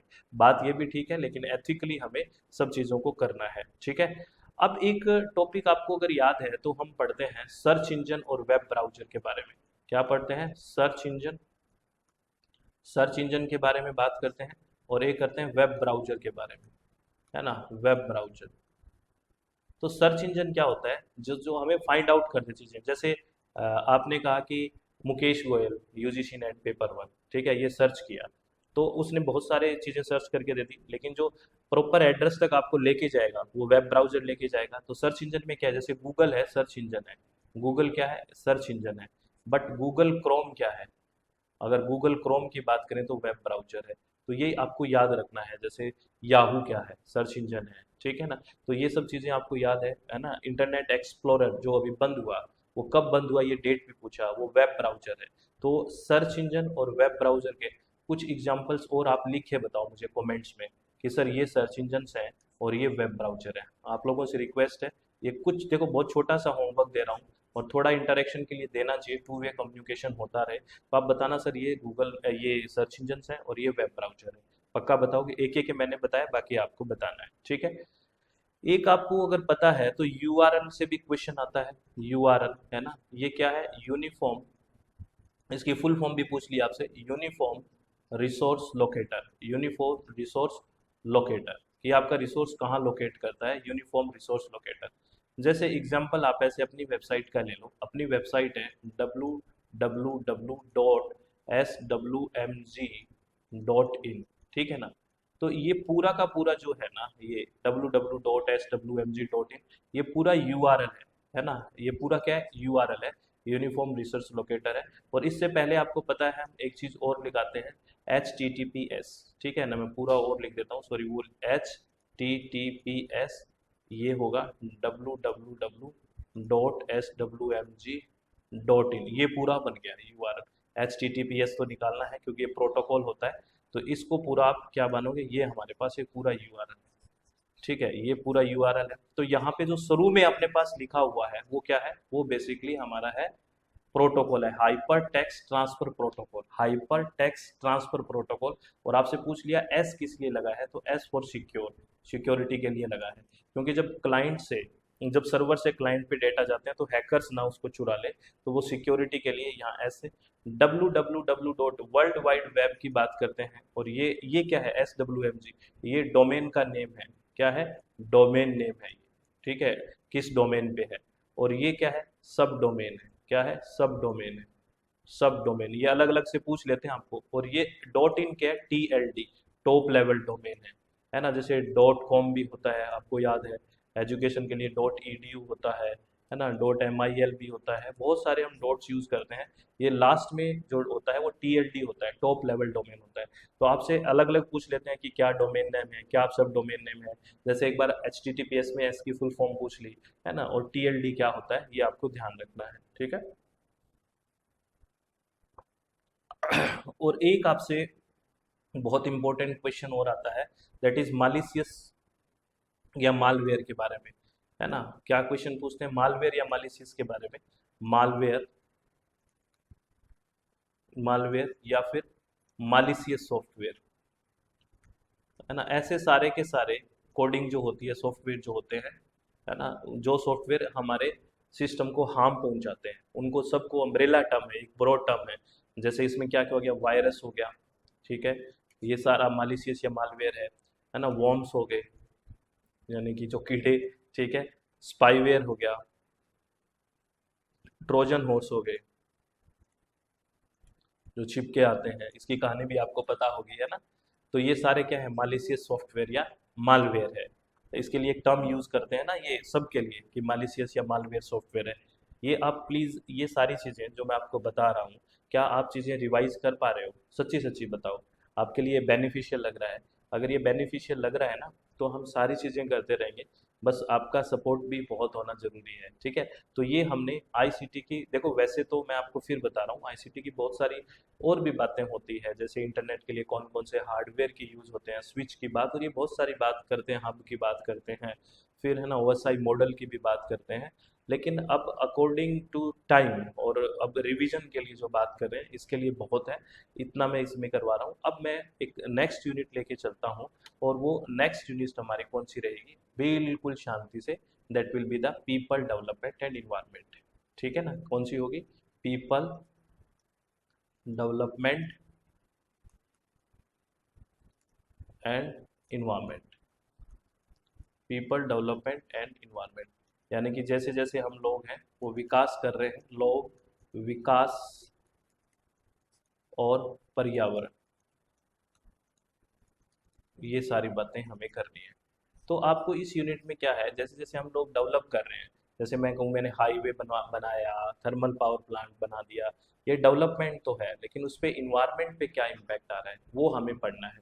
तो इसमें सबसे बड़ी जो जहाँ से क्वेश्चंस आते हैं, मैं आपको एकदम हाईलाइट करता हूँ, फिर हम इस डिटेल में बात करेंगे। बेसिकली आपको पता है यहाँ पे सस्टेनेबल डेवलपमेंट गोल से बड़े अच्छे क्वेश्चंस आते हैं, जो टोटल 17 गोल्स हैं आपको पता है, 169 टारगेट्स हैं, और आपको यहाँ से इनका सीक्वेंस पूछते हैं 17 के 17 का, कि सीक्वेंस पहले नंबर पे कौन सा है, दूसरे नंबर पे कौन सा है, या क्वालिटी एजुकेशन में किस में बात की गई है, प्राइमरी एजुकेशन की किस में बात की गई है, इस तरह से क्वेश्चन आता है। नंबर 4 कौन सा गोल है ना, ऐसे ऐसे ही मिलेनियम डेवलपमेंट गोल से क्वेश्चन पूछे जाते हैं, जो आपको पता है 8 गोल्स हैं। और ऐसे ही national action plan on climate change, NAPCC, जो 8 है, वहाँ से भी क्वेश्चन पूछे जाते हैं। आप ये मानिए यहाँ से एक क्वेश्चन पक्का आता है, एक क्वेश्चन 100% यहाँ से आता ही आता है। जहाँ तक हम PYQs देखे हैं पीपल एंड एनवायरनमेंट के, हर बार क्वेश्चन आता है। तो आपको क्या है, इनका 17 के 17 का सीक्वेंस पता होना चाहिए, ये पहले नंबर पे है, ये दूसरे नंबर पे है, ये तीसरे नंबर पे है ना। और बिल्कुल आराम से याद हो जाएगी, कनेक्टिविटी के लिए कि पहले पॉवर्टी जाएगी तभी तो हंगर जाएगी, ऐसे बना के बिल्कुल बढ़िया से पढ़िए। सीधा सीधा नंबर भी पूछ लेते हैं, कितने टारगेट्स हैं, कितने इसमें बेसिकली गोल हैं, ऐसे क्वेश्चंस भी पूछे जाते हैं, कब आया, है ना। जैसे सस्टेनेबल डेवलपमेंट गोल 2015 में आया और इसको अचीव करना है 2030 तक, ऐसे मिलेनियम डेवलपमेंट गोल 2000 में आया और इसको अचीव करा गया 2015 में, और ये काफ़ी सक्सेस रहा, और इसी सक्सेस के आगे सस्टेनेबल डेवलपमेंट गोल आया। और आपसे national action plan on climate change, NAPCC का फुल फॉर्म भी पूछा गया है, national action plan on climate change, और यहाँ से भी क्वेश्चन आता है कि which one is the note action plan on climate change, इस तरह का क्वेश्चन आता है। तो ये आठों के आठों आपको पता होना चाहिए, प्लीज ये आपको याद करना है, इतना इतना देखो, ये तो रटने वाली चीज है या याद करने वाली है सब, इसमें कोई ऐसा है नहीं, कोई फैक्ट है, वो कंसेप्ट है जो मैं आपको समझाऊं, तो ये बेसिकली नॉर्मल बात है। अब हम बेसिकली बात स्टार्ट करें, तो हम बात करते हैं एयर पोल्यूशन से स्टार्ट, जो बहुत इंपॉर्टेंट है, और यहाँ से क्या क्वेश्चन आता है वो भी मैं बात करूंगा, और एग्जांपल के साथ हम बात करेंगे। एयर पोल्यूशन क्या है, अगर हम डिफाइन करने पे बैठ गए तो यही है कि एयर में कुछ तरह से इस तरह का अनवांटेड और अनडिजायरेबल चेंज है जो हमारे लिए हार्मफुल है, तो वही पोल्यूशन है, सीधी सी बात है, आप ऐसे समझ लो। और एयर पोल्यूशन में, पोल्यूशन किसकी वजह से होता है, पोल्यूटेंट्स की वजह से होता है। कोई भी पोल्यूशन है वो किसकी वजह से होगा सर, पोल्यूटेंट्स की वजह से होगा। पोल्यूटेंट्स का मतलब होता है प्रदूषक, है ना, प्रदूषकों की वजह से होगा। और पोल्यूटेंट्स को दो भागों में बांटा गया है, एक तो है प्राइमरी पोल्यूटेंट्स, ये यहाँ से क्वेश्चन आपसे पूछते हैं, एक है प्राइमरी पोल्यूटेंट्स, और एक यानी कि प्राथमिक प्रदूषक, प्राथमिक प्रदूषक, और एक है सेकेंडरी पोल्यूटेंट, यानी कि द्वितीयक प्रदूषक, सेकेंडरी पोल्यूटेंट्स, सेकेंडरी पोल्यूटेंट्स यानी कि द्वितीयक प्रदूषक। सेकेंडरी पोल्यूटेंट कौन, प्राइमरी पोल्यूटेंट कौन से होते हैं, जैसे आपने एक कोई गाड़ी ली है और गाड़ी में फ्यूल बर्न कर रहे हो और सीधा सीधा इससे पोल्यूटेंट निकल रहे हैं, जैसे कार्बन मोनोऑक्साइड निकला, सोक्स निकला, है ना, नॉक्स निकला, या पार्टिकुलेट मैटर सीधा डायरेक्टली किसी सोर्स से निकल रहे हैं, सीधा सीधा कणीय पदार्थ डायरेक्टली किसी सोर्स से निकल रहे हैं, वो क्या है, वो प्राइमरी पोल्यूटेंट्स है। लेकिन डायरेक्टली ना निकल के रिएक्शन करके बनते हैं, डायरेक्टली ना निकल के रिएक्शन करके बनते हैं, वो सेकेंडरी पोल्यूटेंट्स होते हैं। जैसे मान लेते हैं नॉक्स निकला और उस पर सन की एनर्जी पड़ी और ये नॉक्स टूट गया NO+O में, और इस O ने O2 के साथ रिएक्शन करा और हमारे पास O3 बन गया। ये O3 है वो जो ट्रोपोस्फेयर में ओजोन है ना, ट्रोपोस्फेरिक ओजोन। जो क्षोभ मंडलीय ओजोन है वो है ये। और आपको पता है क्षोभ मंडल में ओजोन जो होती है वो बैड ओजोन होती है, वो बुरी ओजोन है क्षोभ मंडल में। ये भी क्वेश्चन आपसे पूछते हैं, क्यों है बैड ओजोन? क्योंकि जो ट्रोपोस्फेयर में ओजोन है वो as a greenhouse gas, है ना, ग्रीन हाउस गैस की तरह काम करती है, जिससे ग्लोबल वार्मिंग होती है। तो अब मुझे एक बात बताओ, ये जो ट्रोपोस्फेरिक ओजोन है ये डायरेक्टली किसी सोर्स से निकला है, रिएक्शन करके बना है? आपको सीधा सीधा दिख रहा है कि ये रिएक्ट करके बना है, डायरेक्टली नहीं निकला। तो डायरेक्टली नहीं निकला तो रिएक्शन करके बना है, तो ये सेकेंडरी पोल्यूटेंट है। तो डिफरेंस क्या होगा? जो पोल्यूटेंट डायरेक्टली किसी सोर्स से निकलते हैं वो प्राइमरी पोल्यूटेंट होते हैं, और जो डायरेक्टली ना निकल के रिएक्शन करके बनते हैं वो क्या होते हैं? सेकेंडरी पोल्यूटेंट्स होते हैं। ये आपको ध्यान रखना है। अब सेकेंडरी पोल्यूटेंट्स के और भी बहुत सारे एग्जाम्पल्स हैं, जैसे सेकेंडरी पोल्यूटेंट्स के और एग्जाम्पल्स की बात करें तो पैन है ना। इसका फुल फॉर्म आप लिखना मुझे, पैन का। ये फुल फॉर्म आपसे पूछा गया था, पैन का फुल फॉर्म क्या है ना? पैन का फुल फॉर्म बताओ प्लीज, ये आपसे पूछा गया था। सेकेंडरी पोल्यूटेंट है। कार्बोनिक एसिड जो है, कार्बोनिक अम्ल, ये भी एक क्या है? सेकेंडरी पोल्यूटेंट है ना। फोटोकेमिकल स्मोग, ये डायरेक्ट थोड़ी है, ये तो रिएक्ट करके बनती है, तो ये भी एक क्या है? ये भी बेसिकली सेकेंडरी पोल्यूटेंट है। एसिड रेन, अम्लीय वर्षा, ये भी एक सेकेंडरी पोल्यूटेंट है। तो these are all are secondary pollutant. द्वितीयक प्रदूषक है, ये डायरेक्टली नहीं निकलते, ये रिएक्शन करके बनते हैं, ये आपको ध्यान रखना है। और एक और, आपके अगर कई सारे पोल्यूटेंट्स दिए हुए हों, ये प्राइमरी और सेकेंडरी की बात होगी, एक क्वेश्चन अलग से लेके चलता हूँ आपको। अगर आपसे कोई ये पूछ ले कि इन कई सारे पोल्यूटेंट निकले लिख रखे हों, पूछ ले कि इसमें सबसे खतरनाक पोल्यूटेंट कौन सा है, तो याद रखना जो कार्बन मोनोऑक्साइड है वो बहुत खतरनाक पोल्यूटेंट होता है। कार्बन मोनोऑक्साइड, एक ऑक्सीजन है ना, तो इसको बोलेंगे कार्बन मोनोऑक्साइड। ये बहुत ही खतरनाक पोल्यूटेंट है कार्बन मोनोऑक्साइड। क्यों है बहुत खतरनाक? क्यों है? क्योंकि जैसे ये ह्यूमन बींग है, ठीक है ना, और आपको जब मैं ब्लड पूछता हूँ आप में ब्लड कितना है, तो आप कहते हो 12 ग्राम 13 ग्राम, तो वो आप बेसिकली एचबी बता रहे हो, हीमोग्लोबिन बता रहे हो, वरना तो ब्लड लीटर्स में है हमारे ऊपर। तो ये एचबी बता रहे हो आप, तो ये क्यों बताते हो? एचबी का क्या रोल है? बेसिकली एचबी हमारे ब्लड में ऑक्सीजन को सर्कुलेट करता है, एचबी का काम ये है, ठीक है ना। लेकिन ये जो खतरनाक पोल्यूटेंट है, क्या, कार्बन मोनोऑक्साइड, ये अगर किसी में चला गया तो इसका एक काम है कि ये ऑक्सीजन को रिप्लेस कर देता है और खुद एचबी के साथ जुड़ जाएगा। तो ये एचबी के साथ जुड़ जाएगा और क्या बना लेगा? Carboxy haemoglobin. ये आपसे पूछा है कि एचबी के साथ बना के क्या बना लेगा? ये कार्बोक्सी हीमोग्लोबिन बना लेगा, कार्बोक्सी हीमोग्लोबिन। ये कार्बोक्सी हीमोग्लोबिन है। तो अब ब्लड में क्या सर्कुलेट हो गया? आपको ऑक्सीजन तो कम हो गया, कार्बोक्सी हीमोग्लोबिन हो गया। अब इसकी वजह से हमें सफोकेशन होती है और मृत्यु तक हो सकती है। तो ये बहुत इंपॉर्टेंट कंसेप्ट है, यहाँ से कई बार आपसे यूजीसी नेट में क्वेश्चन पूछा गया है, ये भी आपको ध्यान रखना है, ठीक है। अब हम बेसिकली बात कर रहे हैं ना पोल्यूशन की, एयर पोल्यूशन की, तो एटमॉस्फेयर के बारे में बात करना बहुत ज़्यादा जरूरी है ना। एटमॉस्फेयर, एटमॉस्फेयर के बारे में बात करना, मैं देखो सीधा करेक्शन, जो करेक्ट वो मतलब जो एग्जाम ओरिएंटेड चीजें हैं मैं वहीं पे बात कर रहा हूँ, वरना तो देखो 15-17 लेक्चर लेते हैं हम, है ना, सिर्फ पीपल डेवलपमेंट इन्वायरमेंट के। तो ट्राई टू अंडरस्टैंड एटमॉस्फेयर क्या है? वायुमंडल है, ठीक है ना, जो एयर का एनवेलप है। तो इसमें देखें एटमॉस्फेयर में क्या है, अगर सबसे ज्यादा की बात करें तो लगभग 78% नाइट्रोजन है ना। कितनी है? 78%। तो आपसे सीधा क्वेश्चन पूछ ले कि एटमॉस्फेयर में सबसे ज्यादा कौन सी गैस है, तो नाइट्रोजन है। फिर अगर बात करें लगभग 21% कार्बन डाइऑक्साइड है, ठीक है। फिर अगर तीसरे नंबर की बात करें तो 0.93% है वो क्या है? आर्गन है, आर्गन, ठीक है, 0.93%। और चौथे नंबर पे 0.04% लगभग कार्बन डाइऑक्साइड है। तो ये चार तो कम से कम आप एज ए फर्स्ट पेपर आपको याद होनी चाहिए, ठीक है। अब ये परसेंटेज में दी हुई है, आपको फर्स्ट पेपर में एक बार पीपीएम में पूछ ली, है ना, वैल्यू, पार्ट्स पर मिलियन। जैसे आपसे पूछ लिया कि कार्बन डाइऑक्साइड की मात्रा पीपीएम में कितनी है, कार्बन डाइऑक्साइड की मात्रा पीपीएम में, तो सब बड़ा, और पहला ही ऑप्शन 0.04 मिल गया। नाच के कर रहे हैं, अरे मुकेश सर ने करवाया था, अरे भाई वो पीपीएम में पूछ रहा है, ये परसेंटेज में है, 100 में, यानी ये 100 में है, 100 में हमारे पास 0.04 है। पीपीएम का मतलब होता है पार्ट्स पर मिलियन, यानी कि 10 की घात 6 में पूछ रहा है वो। 100 में 0.04 है, एक में कितना होगा? एक में होगा 0.04 बटे, ठीक है, 100, तो 0 हट गया तो 4, 2 बिंदी नीचे लग गई। अब 10 की घात 6 में पूछ रहा है, तो इंटू 10 की घात 6 हो जाएगा। तो 10 की 4 हो गए नीचे, हाँ तो 1 2 3 4 कट गई, ऊपर 2 बच गई, यानी कि 400 पीपीएम। समझ में आया ये कैसे होता है? ये पीपीएम में पूछे तो पार्ट्स पर मिलियन 10 की घात 6 से करना है। ठीक है, ये थोड़ा मैं जल्दी बता रहा हूँ, प्लीज ध्यान से समझना है, इन चीजों को समझ जाना बस आप। अब एटमॉस्फेयर की लेयर्स की बात करते हैं। एटमॉस्फेयर है ना, जब स्ट्रक्चर की बात करेंगे एटमॉस्फेयर की, तो कुछ लेयर्स होगी, तो आपसे सीधा सीधा क्वेश्चन पूछ लेते हैं, टोटल लेयर्स कितनी है? तो बताओ टोटल लेयर्स। आप कमेंट भी करते रहो साथ साथ, किसी ने हाथ नहीं पकड़ा है, सो मत जाना प्लीज। टोटल लेयर्स है कितनी? 5। कौन सी? ट्रोपोस्फेयर। मैं आगे वाले पेज में बना देता हूँ। टोटल लेयर्स कितनी है? 5 लेयर है। ये मान लो अर्थ है, ठीक है ना, ये अर्थ है, तो सबसे पास कौन सी लेयर है? ट्रोपोस्फेयर। कौन सी लेयर है? ट्रोपोस्फेयर, जिसको हम हिंदी में बोलते हैं क्षोभ मंडल। और ट्रोपोस्फेयर के जस्ट ऊपर कौन सा है? यहाँ पे है सर स्ट्रेटोस्फेयर। कौन सी है? स्ट्रेटोस्फेयर। स्ट्रेटोस्फेयर जिसको बोलते हैं समताप मंडल। समताप मंडल। उसके बाद अगर बात करें तो कौन सा है? Mesosphere.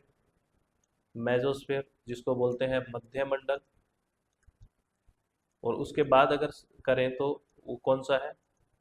That will B thermosphere या फिर आयनोस्फेयर, यानी कि आयन मंडल।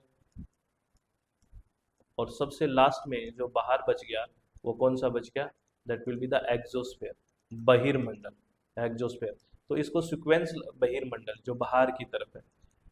तो आपको ये सीक्वेंस में भी पूछ लेते हैं कि पहले कौन सा है अर्थ के, फिर बाद में कौन सा है, तो ये याद रखना। और यहाँ पे एक चीज़ और बात करते हैं कि जब हम अर्थ सरफेस से ट्रोपोस्फेयर की तरफ जाते हैं तो टेम्परेचर पे क्या प्रभाव पड़ता है। अब पहले टेम्परेचर कम होगा, फिर बढ़ेगा, फिर टेम्परेचर कम होगा, फिर बढ़ेगा। ये आपको सीक्वेंस याद है, और इसके रीज़न भी मैंने आपको बताए हैं कि ट्रोपोस्फेयर में सबसे पहले अगर अर्थ सरफेस से ट्रोपोस्फेयर की तरफ जाओगे टेम्परेचर कम होगा, स्ट्रेटोस्फेयर की फिर बढ़ जाएगा। क्योंकि स्ट्रेटोस्फेयर में बढ़ने का कारण आपको पता है ना, क्योंकि जो ओजोन लेयर की बात करते हैं यहाँ पे ओजोन 90% वो है स्ट्रेटोस्फेयर में, और ये गुड ओजोन होती है, याद रखना। जैसे ट्रोपोस्फेयर वाली तो बैड ओजोन है ना, ये गुड ओजोन होती है। और गुड ओजोन क्यों होती है? क्योंकि ये सूर्य से आने वाली यूवी रेस से हमें बचाती है, पराबैंगनी किरणों से हमें बचाती है, ये गुड ओजोन होती है, ये भी इंपॉर्टेंट है, ये याद रखना। ठीक है। अब मुझे आप एक क्वेश्चन बताओ कि इसमें वायरलेस कम्युनिकेशन के लिए कौन सी लेयर हेल्प करती है? वायरलेस कम्युनिकेशन के लिए, बेतार संचार के लिए, है ना, बेतार संचार के लिए कौन सी लेयर हेल्प करती है? बेतार संचार। ये बताते रहना पड़ेगा, थोड़ा थोड़ा इंटरेक्शन तो करना पड़ेगा ना, नहीं तो बात कैसे बनेगी। ठीक है। ये ध्यान रखना है। उसके बाद एक क्वेश्चन आपसे, आपको याद है तो एसिड रेन से क्वेश्चन पूछा जाता है। Acid rain. एसिड रेन को क्या बोलते हैं हम? अम्लीय वर्षा। अम्लीय वर्षा, इससे क्या क्वेश्चन पूछा जाता है? आपको सीधा सीधा ये क्वेश्चन पूछ लेते हैं कि एसिड रेन का पीएच कितना होता है। तो आपको पता है एसिड रेन का पीएच कितना होता है, हमें सर बताना है। तो हम बता देंगे पीएच 5.6 से कम होता है, लेस देन 5.6, तो वो क्या है? एसिड रेन होगी। एसिड रेन का कोज क्या है, कारण क्या है, किस कारण से एसिड रेन होती है? तो आपको बताना है सर SO2 एंड नॉक्स की वजह से होता है। SO2 और नॉक्स की वजह से होता है। कैसे होता है? जैसे मैं आपको सीधा सीधा ले चलता हूँ पॉइंट पे। जैसे ये बादल है, बरसे, है ना, बरसे मतलब बारिश आई, पानी है H2O, और ये रिएक्ट करेगा SO2 के साथ, यानी कि सल्फ्यूरिक एसिड बना लेगा H2SO4, ये सल्फ्यूरिक एसिड नीचे आ गया। ठीक है। ऐसे ही नॉक्स है, ये H2O से नॉक्स रिएक्ट करेगा, और यहाँ क्या बन गया? HNO3, that will be the nitric acid, है ना, नाइट्रिक अम्ल, और ये नीचे आएगा तो एसिडिक रेन होगी। तो कारण क्या है एसिड रेन का? SO2 and Knox. और पीएच कितना होता है? Less than 5.6। और एसिड रेन में फाइनल प्रोडक्ट क्या बन रहे हैं? H2SO4 और नाइट्रिक एसिड HNO3। ये आपको ध्यान रखना है। अब आपसे एक क्वेश्चन पूछा कि एसिड रेन को कम करना है, अम्लीय वर्षा को कम करना है, एसिड रेन को, तो अभी मुझे क्या करना चाहिए? तो आप बताओ, मुझे एसिड रेन कम करना है तो मैं क्या करूं? क्या करूं मैं कि एसिड रेन कम हो जाए, ये आपको बताना है। ठीक है। पक्का बताओगे ना? नहीं बताओगे तो बात नहीं बनेगी, प्लीज बताना तो पड़ेगा आप लोगों को। ठीक है। चलो, एसिड रेन के बाद हम दो टर्म पढ़ते हैं, अगर आपको याद है तो, है ना। एक टर्म होती है यूट्रोफिकेशन। मैं सीधा टर्म्स पे जा रहा हूँ। यूट्रोफिकेशन, यूट्रोफिकेशन जिसको हिंदी में बोलते हैं संपोषण। और एक होता है ओलिगोट्रोफिकेशन। ओलिगोट्रोफिकेशन, ओलिगोट्रोफिकेशन, और इसको ओलिगोट्रोफिकेशन ही लिखते हैं। ओलिगोट्रोफिकेशन। ये इसमें होता क्या है देखो, जब यूट्रोफिकेशन की बात होती है, संपोषण की बात होती है, तो आप यूं मानिए, मान लो ये कोई एग्रीकल्चर लैंड है, और यहाँ पे एग्रीकल्चर लैंड में हमने नाइट्रोजन और फॉस्फोरस छिड़क रखा है, यूं मानिए, है ना, और बारिश आई, और नाइट्रोजन और फॉस्फोरस बारिश में बह के कहाँ चले गए, ये पास की एक वाटर बॉडी है, इसमें चले गए। सीधा सीधा पॉइंट पे आ रहा हूँ मैं, नाइट्रोजन और फॉस्फोरस क्या आ गए, वाटर बॉडी में आ गए। अब नाइट्रोजन और फॉस्फोरस हमने क्यों डाले थे एग्रीकल्चर लैंड में, बेसिकली इसलिए डाले थे कि वहाँ पे एज ए न्यूट्रिशन काम करे, है ना। लेकिन अब ये पानी में आ गए, तो पानी में भी न्यूट्रिशन का काम करेंगे, तो यहाँ पे बहुत ही ज़्यादा एल्गी हो जाएगी, क्या हो जाएगी, एल्गल ब्लूम आ जाएगा, यहाँ बहुत ज़्यादा एल्गी हो जाएगी, बहुत ज़्यादा। तो यहाँ आ जाएगा एल्गल ब्लूम, क्या हो जाएगा, एल्गल ब्लूम हो जाएगा। और एल्गी आने की वजह से जो सोलर एनर्जी नीचे जा नहीं पाएगी, तो नीचे जो है वो उनके लिए, जो माइक्रो ऑर्गेनिज्म है या अदर लिविंग बींग है, उनके लिए अच्छी बात नहीं है। तो ये कोई अच्छा कंसेप्ट नहीं है, या यूट्रोफिकेशन होना। आपने देखा होगा कि गांव के आसपास के जो जोहड़ है, पौंड है, उसमें काई बहुत ज़्यादा होती है, एल्गी बहुत ज़्यादा होती है, तो वो नाइट्रोजन और फॉस्फोरस की वजह से होता है। तो आपसे पूछे कि ये ओलिगोट्रोफिके यूट्रोफिकेशन में न्यूट्रिशन रिच होता है या लेस होता है, तो न्यूट्रिशन रिच होता है, क्योंकि नाइट्रोजन फॉस्फोरस काफ़ी मात्रा में चले गए हैं। तो नाइट्रोजन और फॉस्फोरस की वजह से एल्गल ब्लूम हो जाता है, इसको रेड ब्लूम भी बोलते हैं। और ओलिगोट्रोफिकेशन इससे जस्ट अपोजिट टर्म है, जहाँ पे न्यूट्रिशन नहीं होता। आपने देखा होगा कहीं पे एकदम क्लियर वाटर होता है, आप कहीं घूमने गए हो ऊपर, कहीं जैसे कश्मीर वगैरह की कुछ देखा हो आपने, वहाँ पे बिल्कुल क्लियर वाटर होता है, बिल्कुल साफ पानी होता है, वहाँ पे किसी भी तरह के न्यूट्रिशन नहीं होता, या न्यूट्रिशन बहुत ही एब्सेंट रहते हैं। ठीक है, तो ये आपको दोनों टर्म्स में डिफरेंस याद रखना है। ठीक है, एक ऐसे ही टर्म हम बात करते हैं, एक टर्म होता है बायो एक्यूमुलेशन। क्या होता है, बायो एक्यूमुलेशन, बायो एक्यूमुलेशन यानी कि जीव में इकट्ठा होना। और एक टर्म होता है बायो मैग्निफिकेशन, ये अलग है इससे। बायो मैग्निफिकेशन आपको याद है कुछ, क्या होता है ये, देखो बायो एक्यूमुलेशन होता है कोई भी टॉक्सिक सब्सटेंस है ना, कोई भी, जैसे डीडीटी है, मान लेते हैं ये इस फिश में इकट्ठी होगी डीडीटी, क्योंकि वो वाटर सोल्यूबल तो है नहीं, और इसमें डीडीटी इकट्ठी हो गई इसमें, ठीक है ना, जमा हो गई। अगर विद इन ऑर्गेनिज्म इकट्ठे होकर रह जाए, विद इन ऑर्गेनिज्म जीव के अंदर ही इकट्ठे रहेगी, तो that will be the bio accumulation. अगर यही चीज फूड चेन में आ गई, छोटी मछली को बड़े मछली ने खाया, उससे बड़े मछली ने खाया, फिर ह्यूमन बींग ने खाया, यूं मान लो, तो ये डीडीटी फूड चेन में आ गया। तो फूड चेन में आना बायो मैग्निफिकेशन होता है। अगर कोई टॉक्सिक सब्सटेंस फूड चेन में आ जाए, तो यानी कि खाद्य श्रृंखला में आ जाए, फूड चेन में आ जाए, तो वो क्या होता है, बायो मैग्निफिकेशन। और विद इन ऑर्गेनिज्म रह जाए, एक ही जीव में रह जाए, तो वो क्या होता है, बायो एक्यूमुलेशन होता है। ये आपको ध्यान रखनी है।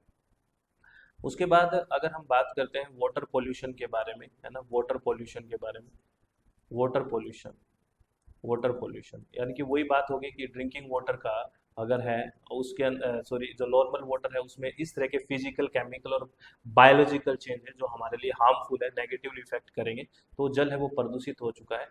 तो आपसे ये पूछ लेते हैं कि इंडियन स्टैंडर्ड के अकॉर्डिंग पीने वाले पानी का पीएच कितना होना चाहिए ड्रिंकिंग वाटर का, तो 6.5 टू 8.5, ये सीधा आपसे क्वेश्चन पूछ लेते हैं। और फ्लोराइड कितना होना चाहिए, ये भी क्वेश्चन पूछ लेते हैं, 1 से 1.5, ये ध्यान रखना, आपसे क्वेश्चन पूछ लेते हैं। नाइट्रेट कितना होना चाहिए, 45 होना चाहिए, है ना, ये चीज़ें आपको याद रखना है। टीडीएस, टोटल डिजोल्व सॉलिड है वो 500 टू 2000, ये याद रखना, ये वैल्यूज आपसे पूछ लेते हैं। और पीएच वाला तो कई बार पूछा है कि ड्रिंकिंग वाटर का पीएच है वो कितना होना चाहिए, ठीक है। और अगर पोल्यूट वाटर पीते हैं तो आपको पता है बहुत सारी डिजीज हो जाती है। एक डिजीज आपने सुना होगा, कई बार पूछी जाती है, ब्लू बेबी सिंड्रोम। क्या होती है, blue baby syndrome, blue baby syndrome, या इसको, है ना, मैथे ग्लोबोनेमिया भी बोलते हैं। ये बेसिकली इसमें क्या होता है, अगर नाइट्रेट की एक्सेस हो गया, नाइट्रेट अगर एक्सेस मात्रा में चला गया, है ना, तो उससे क्या होगा, आपसे पूछ लेते हैं ब्लू बेबी सिंड्रोम किसकी वजह से होता है, तो नाइट्रेट की अधिकता से होता है, ये भी आपको याद रखना है। ठीक है, आपसे ये पूछ लेते हैं मीना माटा डिजीज किसकी वजह से होता है ना, मीना माटा, मीना माता, मीना माता डिजीज, मीना माटा जापान का शहर है, तो ये किसकी वजह से होता है, मीना माटा मरकरी की वजह से होता है। ठीक है, मरकरी, Hg। और मरकरी एक ऐसी धातु है जो लिक्विड अवस्था में है। कई बार कहते हैं ना, तेरा पारा चढ़ गया क्या, गुस्सा आता था, तो ये पारा है, क्योंकि पहले थर्मामीटर ये यूज होते थे। ठीक है, तो मीना माटा किससे होता है, मरकरी से। इटाई इटाई, एताई एताई, इटाई इटाई, इटाई इटाई किससे होता है, कैडमियम धातु से होता है, कैडमियम धातु, है ना, कैडमियम लिख लो आप, कैडमियम धातु से होता है, इटाई इटाई। और फ्लोरोसिस डिजीज होती है, फ्लोरोसिस, ये फ्लोराइड की वजह से होती है। किसकी वजह से? फ्लोराइड की वजह से, फ्लोराइड की अधिकता से फ्लोरोसिस डिजीज होती है। और black foot disease, black foot, black foot disease किससे होती है ना? इनऑर्गेनिक आर्सेनिक, आर्सेनिक की वजह से होती है ये, आर्सेनिक की वजह से। तो ये सब बातें आपको याद रखनी है कि कौन सी डिजीज किसकी वजह से होती है। अब इसकी करेक्टरिस्टिक्स ये सब बातें बताने का भी टाइम नहीं है, मैं आपको जो मोटी मोटी बातें हैं जो आपको कनेक्ट करेगी और इस एग्जाम में बहुत ज़रूरी चीज़ें हैं, मैं वहीं पे फोकस कर रहा हूँ। तो प्लीज़ ट्राई टू अंडरस्टैंड। आपसे एक बार ये भी क्वेश्चन पूछ लेता है कि भारत के जो वाटर में ऑर्गेनिक पोल्यूशन का मेन कारण क्या है? कार्बनिक प्रदूषण, है ना? जो वाटर बॉडी है उसमें ऑर्गेनिक पोल्यूशन, कार्बनिक प्रदूषण, ऑर्गेनिक पोल्यूशन यानी कार्बनिक प्रदूषण का कारण, मेन कारण क्या है? कार्बनिक प्रदूषण का मेन कारण क्या है? कार्बनिक प्रदूषण का, तो मेन कारण है कार्बनिक प्रदूषण का डोमेस्टिक सीवेज। ये सीधा सीधा क्वेश्चन आपसे पूछा जा सकता है। डोमेस्टिक सीवेज है वो मेन रीजन है ऑर्गेनिक पोल्यूशन का। एक बार आपसे ये क्वेश्चन पूछा गया कि भारत में जो बड़ी बड़ी रिवर है, मेजर रिवर्स हैं, उसमें पोल्यूशन का सही सीक्वेंस क्या है? तो मेजर रिवर्स ऑफ इंडिया, ये क्वेश्चन नोट डाउन करो, आप पूछा है भारत में जो मेजर रिवर है, बड़ी बड़ी रिवर है भारत में, उनके पोल्यूशन का मेन कारण क्या है? तो सबसे बड़ा कारण, अगर ये सीक्वेंस याद कर लेना, सबसे बड़ा कारण है अनट्रीटेड सीवेज। क्या है? अनट्रीटेड सीवेज, यानी कि जो सीवेज है उनको ट्रीट नहीं किया, अनट्रीटेड है, सीधा का सीधा उसमें डाल देते हैं, एक सबसे बड़ा कारण है। दूसरा मेन कारण है एग्रीकल्चरल रन ऑफ। क्या है? एग्रीकल्चरल रन ऑफ, यानी कि एग्रीकल्चर रन ऑफ होता है क्योंकि हम कृषि प्रधान देश है, और एग्रीकल्चर है तो पेस्टिसाइड छिड़कते हैं बहुत ज़्यादा, तो वो बह के कहीं ना कहीं पानी में जा रहा है। तो दूसरा सबसे बड़ा कारण है एग्रीकल्चर रन ऑफ। और तीसरा सबसे बड़ा कारण है इनमें unregulated small scale industries, unregulated, जो बिना रेगुलेशन के स्मॉल स्केल इंडस्ट्रीज चल रही है, अनरेगुलेटेड स्मॉल स्केल इंडस्ट्रीज। तो आपको ये समझ में आया? अगर आपसे पूछे मेजर रिवर ऑफ इंडिया में सबसे बड़ा कारण क्या है पॉल्यूशन का? अनट्रीटेड सीवेज है, बिना ट्रीटमेंट करे, फिर है एग्रीकल्चर रन ऑफ, और फिर है अनरेगुलेटेड स्मॉल स्केल इंडस्ट्री। ये आपको ध्यान रखना है। चलो, उसके बाद अगर हम बात करते हैं, उसके बाद अगर हम एक वेस्ट मैनेजमेंट का बहुत इंपॉर्टेंट टॉपिक आपसे पूछा जाता है, वेस्ट मैनेजमेंट, है ना? मैनेजमेंट, वेस्ट मैनेजमेंट, यानी कि जो अपशिष्ट है उसको प्रबंधन करने के लिए, अपशिष्ट प्रबंधन। आपको पता है वेस्ट जनरेट तो कर दिया, उसको मैनेज करना इतना आसान नहीं है, अपशिष्ट को मैनेज करना। तो जैसे एक वेस्ट है बायोडिग्रेडेबल, ये काफ़ी मैनेजेबल है, बायोडिग्रेडेबल, यानी कि जैव निम्नीकृत। क्या है ये जैव निम्नीकृत है, यानी कि ये ऐसा वेस्ट है जो छोटे छोटे माइक्रो ऑर्गेनिज्म की हेल्प से क्या हो सकता है? डिग्रेड हो सकता है। छोटे छोटे माइक्रो ऑर्गेनिज्म हो गए, सूक्ष्म जीव, उसको डिग्रेड कर देंगे, जो ज़्यादा हार्मफुल नहीं है। एक है नॉन बायोडिग्रेडेबल, जैसे प्लास्टिक वगैरह है, वो नॉन बायोडिग्रेडेबल है, यानी कि गैर जैव निम्नीकृत है। क्या है? गैर जैव निम्नीकृत। तो इससे क्या होगा, ये बेसिकली छोटे छोटे जो माइक्रो ऑर्गेनिज्म है इनका कुछ नहीं बिगाड़ पाएंगे, है ना? ये लंबे टाइम तक रह सकते हैं, तो केमिकल वगैरह यूज करना पड़ता है, तो इस तरह का भी वेस्ट हो सकता है। और एक वेस्ट आप बेसिकली आप ये मानो कि जो बायोमेडिकल वेस्ट है, बायोमेडिकल वेस्ट, बायोमेडिकल वेस्ट आपको पता है कितना खतरनाक होता है? जो हॉस्पिटल्स वगैरह से निकलता है, डिस्पेंसरी वगैरह से निकलता है, ये बहुत खतरनाक होता है। तो इसको नॉर्मली हम जाके लैंड में नहीं दबा सकते, लैंड फिल नहीं कर सकते, तो इसका क्या करते हैं हम? इंसिनरेशन करते हैं, इंसिनरेशन। इंसिनरेशन होता है भस्मन करना। ये आपसे पूछते हैं कि बायोमेडिकल वेस्ट का क्या करेंगे? भस्म कर देंगे, इंसिनरेशन, यानी कि वेरी हाई टेम्परेचर पे जला देंगे, बहुत हाई टेम्परेचर पे जला देंगे। और यहाँ पे जो बेसिकली ऑक्सीजन की प्रेजेंस जरूरत है, ये ध्यान रखना, क्योंकि एक हम टर्म और पढ़ेंगे that will be the pyrolysis. Pyrolysis, यहाँ पे क्या होता है? इसमें भी टेम्परेचर पे जलाते हैं लेकिन अब्सेंस ऑफ ऑक्सीजन होता है, यहाँ पे ऑक्सीजन नहीं होता, एब्सेंस ऑफ ऑक्सीजन है। ये डिफरेंस आपसे पूछ लेते हैं, ठीक है? और कभी भी बायोमेडिकल वेस्ट का लैंड फिलिंग नहीं करना है, लैंड फिलिंग, भूमि भराव कभी भी नहीं करना है। भूमि भराव हमेशा हम किसका करते हैं? अगर बायोडिग्रेडेबल है तो। लैंड फिलिंग में कभी भी वेस्ट, बायोमेडिकल वेस्ट का नहीं करेंगे, क्योंकि वो नीचे, रिस्क के नीचे जाएगा, लिचेट हो सकता है। लिचेट मतलब वो मेटल वगैरह है या कोई कंटेमिनेटेड है, वो नीचे जाएंगे और ग्राउंड वाटर को कंटेमिनेट कर सकते हैं। तो ये ध्यान रखना है, ये इंपॉर्टेंट बातें हैं, ठीक है ना? और इसी से रिलेटेड कि कोई भी हजार्डियस वेस्ट है, खतरनाक वेस्ट है, वो ट्रांस बाउंड्री मूवमेंट ना करे, इसके लिए एक कन्वेंशन लेके आया था, बेसल कन्वेंशन। तो आपसे ये भी पूछ लेते हैं कि बेसल कन्वेंशन किससे रिलेटेड है, कि बेसल कन्वेंशन है कि कोई भी हजार्डियस वेस्ट है, जो खतरनाक वेस्ट है, हजार्डियस वेस्ट है, उसका ट्रांस बाउंड्री मूवमेंट ना हो, है ना, हजार्डियस वेस्ट का दूसरे देश से, एक देश से दूसरे देश मूवमेंट ना हो हजार्डियस वेस्ट का। और एक इंटरनेशनल एग्रीमेंट का जो टॉपिक है ना आपका, इंटरनेशनल जो एग्रीमेंट है, इसका टॉपिक बहुत इंपॉर्टेंट है। इंटरनेशनल एग्रीमेंट और प्रोटोकॉल जितने भी हुए हैं, जैसे हम बात करते हैं क्योटो प्रोटोकॉल की बात करते हैं, वियना कन्वेंशन की बात करते हैं, मॉन्ट्रियल प्रोटोकॉल की बात करते हैं, किगाली की बात करते हैं, है ना, ये बहुत सारी डेजर्ट के लिए भी बहुत सारे एग्रीमेंट्स और कन्वेंशन की बात करते हैं, कोप की बात करते हैं, कॉन्फ्रेंस ऑफ पार्टीज है, पेरिस की बात करते हैं, आईएसए इंटरनेशनल सोलर अलायंस की बात करते हैं। इसके लिए एक डिफरेंट चैप्टर बनता है। अगर आप चाहते हो कि इंटरनेशनल एग्रीमेंट पे एक सेपरेट वीडियो बनाया जाए, तो मुझे इस पे भी कमेंट कर सकते हो कि इसका एक वीडियो बनाओ, तो इसका भी हम एक अच्छा सा लेक्चर बना लेंगे कि इसमें क्या क्या चीज़ें, क्योंकि एक बड़ा एक अपने आप में एक बड़ा टॉपिक है वो अपने आप में, क्योंकि बहुत सारे 20-25 हम एग्रीमेंट्स, प्रोटोकॉल और एग्रीमेंट्स के बारे में बात करते हैं, तो वो एक सेपरेटली हम बना लेंगे अगर आप चाहते हो। बेसल मैंने बता दिया, हजार्डियस, क्योटो से क्वेश्चन आते हैं, है ना, ये ध्यान। और कितना जानते हो इन एग्रीमेंट्स के बारे में, ये आप सच्ची सच्ची बताओ कि मैं इतना जानता हूँ इस एग्रीमेंट के बारे में, इतनी बातें मुझे पता है, ठीक है। और एक बहुत ही इंपॉर्टेंट टर्म है, अगर आपको पता है, एक अगर वाटर की बात करते हैं तो बीओडी की बात, सीओडी की बात और डीओ की बात करना हमें नहीं भूलना चाहिए, है ना। बीओडी क्या होता है, इसका फुल फॉर्म होता है बायोकेमिकल ऑक्सीजन डिमांड। क्या होता है? Biochemical oxygen demand. बायोकेमिकल, आपको कैसा लग रहा है, एक बार सच्ची सच्ची बताते रहो। आप कमेंट करने में वो मत किया करो प्लीज, कोताही मत बरता करो, है ना। मैं भी काम कर रहा हूँ, आप भी कर रहे हो, तो जो आप अपना काम करो, मैं अपना काम कर रहा हूँ। सर हमारा काम पढ़ने का है, पढ़ने का है, लेकिन कुछ कमेंट करने में कुछ लगता नहीं है ना। केमिकल ऑक्सीजन डिमांड, और अगर इसकी बात करते हैं तो डीओ की बात होती है, डिजोल्व्ड ऑक्सीजन। क्या होता है? ये है डिजोल्व्ड ऑक्सीजन। बेसिकली ये क्या है बीओडी, मैं सीधा सीधा पॉइंट पे आ रहा हूँ। मान लेते हैं ये कोई वाटर बॉडी है, ठीक है ना, जलीय निकाय है, ये कोई वाटर बॉडी है, जलीय निकाय है। और इस जलीय निकाय में कोई भी बायोडिग्रेडेबल सब्सटेंस आ गया। कैसा सब्सटेंस आ गया? ये कोई बायोडिग्रेडेबल सब्सटेंस है। कैसा सब्सटेंस है? बायोडिग्रेडेबल, यानी कि जैव निम्नीकृत सब्सटेंस है, जो जीवों की हेल्प से डिग्रेड हो जाए, यानी कि जैव निम्नीकृत सब्सटेंस है।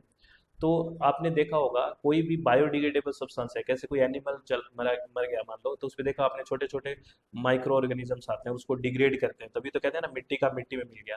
तो इस पे छोटे छोटे पार्टिकल्स आ जाएंगे, डिग्रेड करेंगे, यानी कि माइक्रो ऑर्गेनिज्म डिग्रेड करेंगे।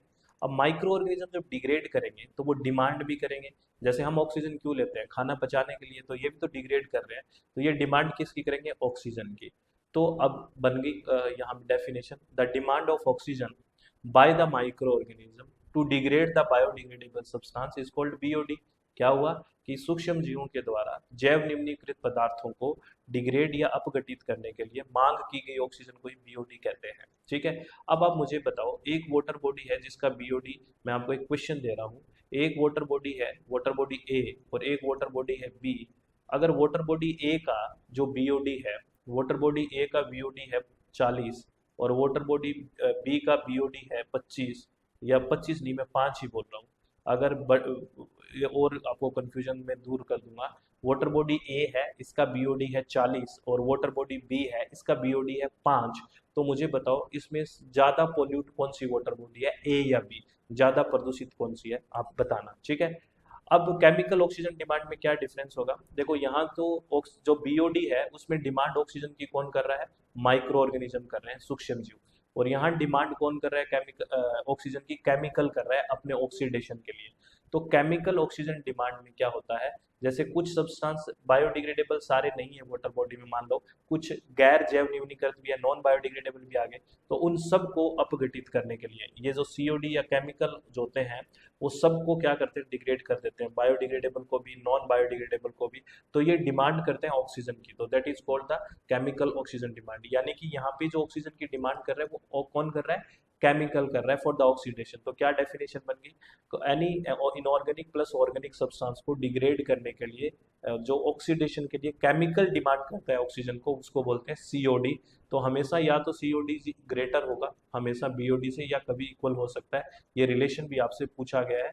मैं इतना टाइम रहते हुए थोड़ी थोड़ी बातें आपके दिमाग में डाल रहा हूँ, ये रिविजन सेशन है, याद रखना। मैं फिर कह रहा हूँ कि 17 लेक्चर होते हैं हमारे, 16 से 17, एक लेक्चर 45 मिनट का होता है सारी पीपल डेवलपमेंट इन्वायरमेंट करने का। डिजोल्ड ऑक्सीजन, डिजोल्ड ऑक्सीजन क्या है? घुलित ऑक्सीजन है। किसी वाटर बॉडी है, ये यहाँ पे घुलित ऑक्सीजन है ना। तो आपसे ये क्वेश्चन बहुत पूछा जाता है कि अगर किसी वाटर बॉडी का टेम्परेचर बढ़ जाता है, थर्मल पॉल्यूशन होता है, तो डीओ पे क्या प्रभाव पड़ेगा? तो सीधा सीधा है, अगर थर्मल पॉल्यूशन होगा तो डीओ कम हो जाएगा। तो इनवर्सली रिलेशन होता है, ये भी आपको याद रखना है। तो बीओडी, सीओडी, डीओ का कंसेप्ट क्लियर है? पक्का क्लियर है? चलो बहुत बढ़िया। अब मैंने इंटरनेशनल एग्रीमेंट्स इसमें नहीं बता रहा हूँ। अगर आप सेपरेटली चाह रहे हैं कि इंटरनेशनल एग्रीमेंट्स के बारे में भी हमें बताया जाए, तो आप मुझे एक कमेंट करके बताना, है ना। और नेक्स्ट क्या क्या पढ़ना है ये भी बताते रहो। हम शांति से एग्जाम तक मैं आपके साथ हूँ, बढ़िया से सारी बातें हम करते रहेंगे। तो अभी तक आपको लेक्चर कैसा लग रहा है? आप कमेंट में बताओ तो सही, तभी तो बात बनेगी, नहीं तो बात नहीं बनेगी ना। जब तक आप बातें नहीं करोगे, टू वे कम्युनिकेशन नहीं करोगे, तो बात नहीं बनती है। प्लीज़ ट्राई टू अंडरस्टैंड, ठीक है। चलो, हमने बहुत सारी बातें की है। अगर हमने वाटर के बारे में, एयर के बारे में, उनके पैरामीटर्स के बारे में सारी बातें कर ली, bioaccumulation, biomagnification, eutrophication, oligotrophication. एक नॉइज पोल्यूशन से भी बड़ा अच्छा क्वेश्चन आपसे पूछा जाता है ना। नॉइज पोल्यूशन से, है ना। नॉइज पोल्यूशन से एक तो बेसिक क्वेश्चन ये है कि जो लाउडनेस मेजर करते हैं, लाउडनेस जो मेजर करते हैं वो किस स्केल पे करते हैं? आपको पता है डेसिबल स्केल होता है। और एक आपको है ना, जो 4 कैटेगरीज बनाई गई है, आपको याद है तो, एक है रेजिडेंशियल, है ना, रेजिडेंशियल है एक, यानी कि जहाँ हम रहते हैं। एक कमर्शियल है ना, कमर्शियल है। और एक इंडस्ट्रियल जोन है ना, इंडस्ट्रियल है। और एक है साइलेंस जोन, साइलेंस जोन, जहाँ पे बेसिकली हॉस्पिटल और स्कूल है। इसमें आपको डे, यानी कि दिन और रात का आपको स्टैंडर्ड दिए हुए हैं कि डे में इतना डेसिबल होना चाहिए, हर एक का, रेजिडेंशियल का भी, कमर्शियल का भी, इंडस्ट्री का भी, और साइलेंस जोन का भी। सच्ची सच्ची बताओ, डे और नाइट का अगर याद है तो कमेंट में बताओ कि डे में इतना होता है, नाइट, क्योंकि जो फैक्ट्स हैं वो याद करना है, तो वो तो आपको याद होना चाहिए ना। इसमें मेरा तो कोई दोष नहीं है, ये तो याद होना चाहिए। तो रेजिडेंशियल जो रहते हैं, कमर्शियल, इंडस्ट्रियल और साइलेंस जोन, चारों जोनों में डे कितना डेसिबल है, नाइट कितना डेसिबल है, ये वेरी इंपॉर्टेंट है। यहाँ से डायरेक्टली क्वेश्चंस आपसे पूछे जाते हैं, ठीक है। तो ये बहुत सारी मैंने बातें डिस्कस करी है, बहुत सारी बातें रह भी गई है, लेकिन एग्जाम के पॉइंट ऑफ व्यू से मैंने मैक्सिमम चीज़ें करवाने की कोशिश की है। मैं आपको एक इन्फॉर्मेशन दे देता हूँ। अपनी वेबसाइट है, दैट इज www.swmg.in, ठीक है। और एक प्ले स्टोर में अपनी मोबाइल ऐप है, दैट इज SWMG।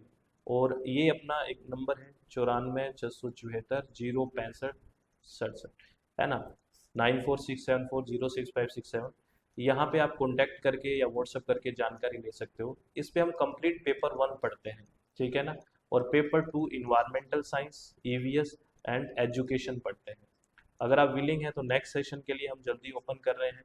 और इस सेशन के लिए जो यूवीएस है, तो 30 तारीख को उसका क्रैश कोर्स ओपन है, पेपर 1 का भी क्रैश कोर्स ओपन है। अगर आपको लग रहा है कि ज्वाइन करना चाहिए, यहाँ 10 की 10 यूनिट्स पढ़ते हैं हम, हिंदी और इंग्लिश दोनों माध्यम में पढ़ते हैं, बहुत शांति से, है ना। जिसको जल्दी है वो यहाँ आने की जरूरत नहीं है अभी, है ना। बहुत आराम से ही बात करते हैं, चीज़ों को समझने पे फोकस करते हैं, थ्योरी के साथ प्रीवियस ईयर क्वेश्चन का डिस्कशन, बहुत आराम से सारी बातें होती है।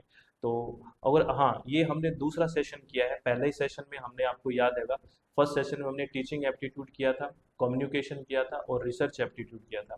आज हमने आईसीटी कर लिया, ठीक है ना, और पीपल डेवलपमेंट एंड इन्वायरमेंट कर लिया। अब आपको थर्ड सेशन की जरूरत है क्या? और थर्ड सेशन में कौन कौन सी यूनिट करनी है थर्ड सेशन, ये बताइए आप कि हमें सर जरूरत है थर्ड सेशन की, और ये यूनिट लेके आइए। वो यूनिट मैं आपके लिए लेके आऊँगा। और एक बात हमेशा याद रखना, वो ये कि हमेशा चित्त शांत रखें, खुश रहें, और आपके एग्जाम के लिए आपको बहुत सारी शुभकामनाएं। और मैं अगेन आपको कह रहा हूँ, अगर आपको सेशन बहुत अच्छा लगा है, सब बातें ठीक है, आपको लग रहा है कि हम बढ़िया मेहनत कर रहे हैं सब मिलके, तो आप मैक्सिमम कमेंट करके बताइए, लाइक शेयर सब कर दीजिए अगर ठीक लग रहा है तो एथिकली। तो हम फिर मिलते हैं। नेक्स्ट यूनिट कौन सी पढ़नी है आप सजेस्ट करिए। अगर आपने फर्स्ट सेशन नहीं देखा है तो वो देख लीजिए, उसमें 3 यूनिट आपकी कंप्लीट हो जाएगी, टीचिंग, कम्युनिकेशन एंड रिसर्च। उसका लिंक भी आपको डिस्क्रिप्शन बॉक्स में मिल जाएगा और अपने ही चैनल पे SWMG पे है, ठीक है। तो बहुत बहुत धन्यवाद। टेक केयर, बी हैप्पी, आप हमेशा खुश रहें और इसी तरह से पढ़ाई करते रहें बिना किसी टेंशन के। बहुत बहुत धन्यवाद। Thank you.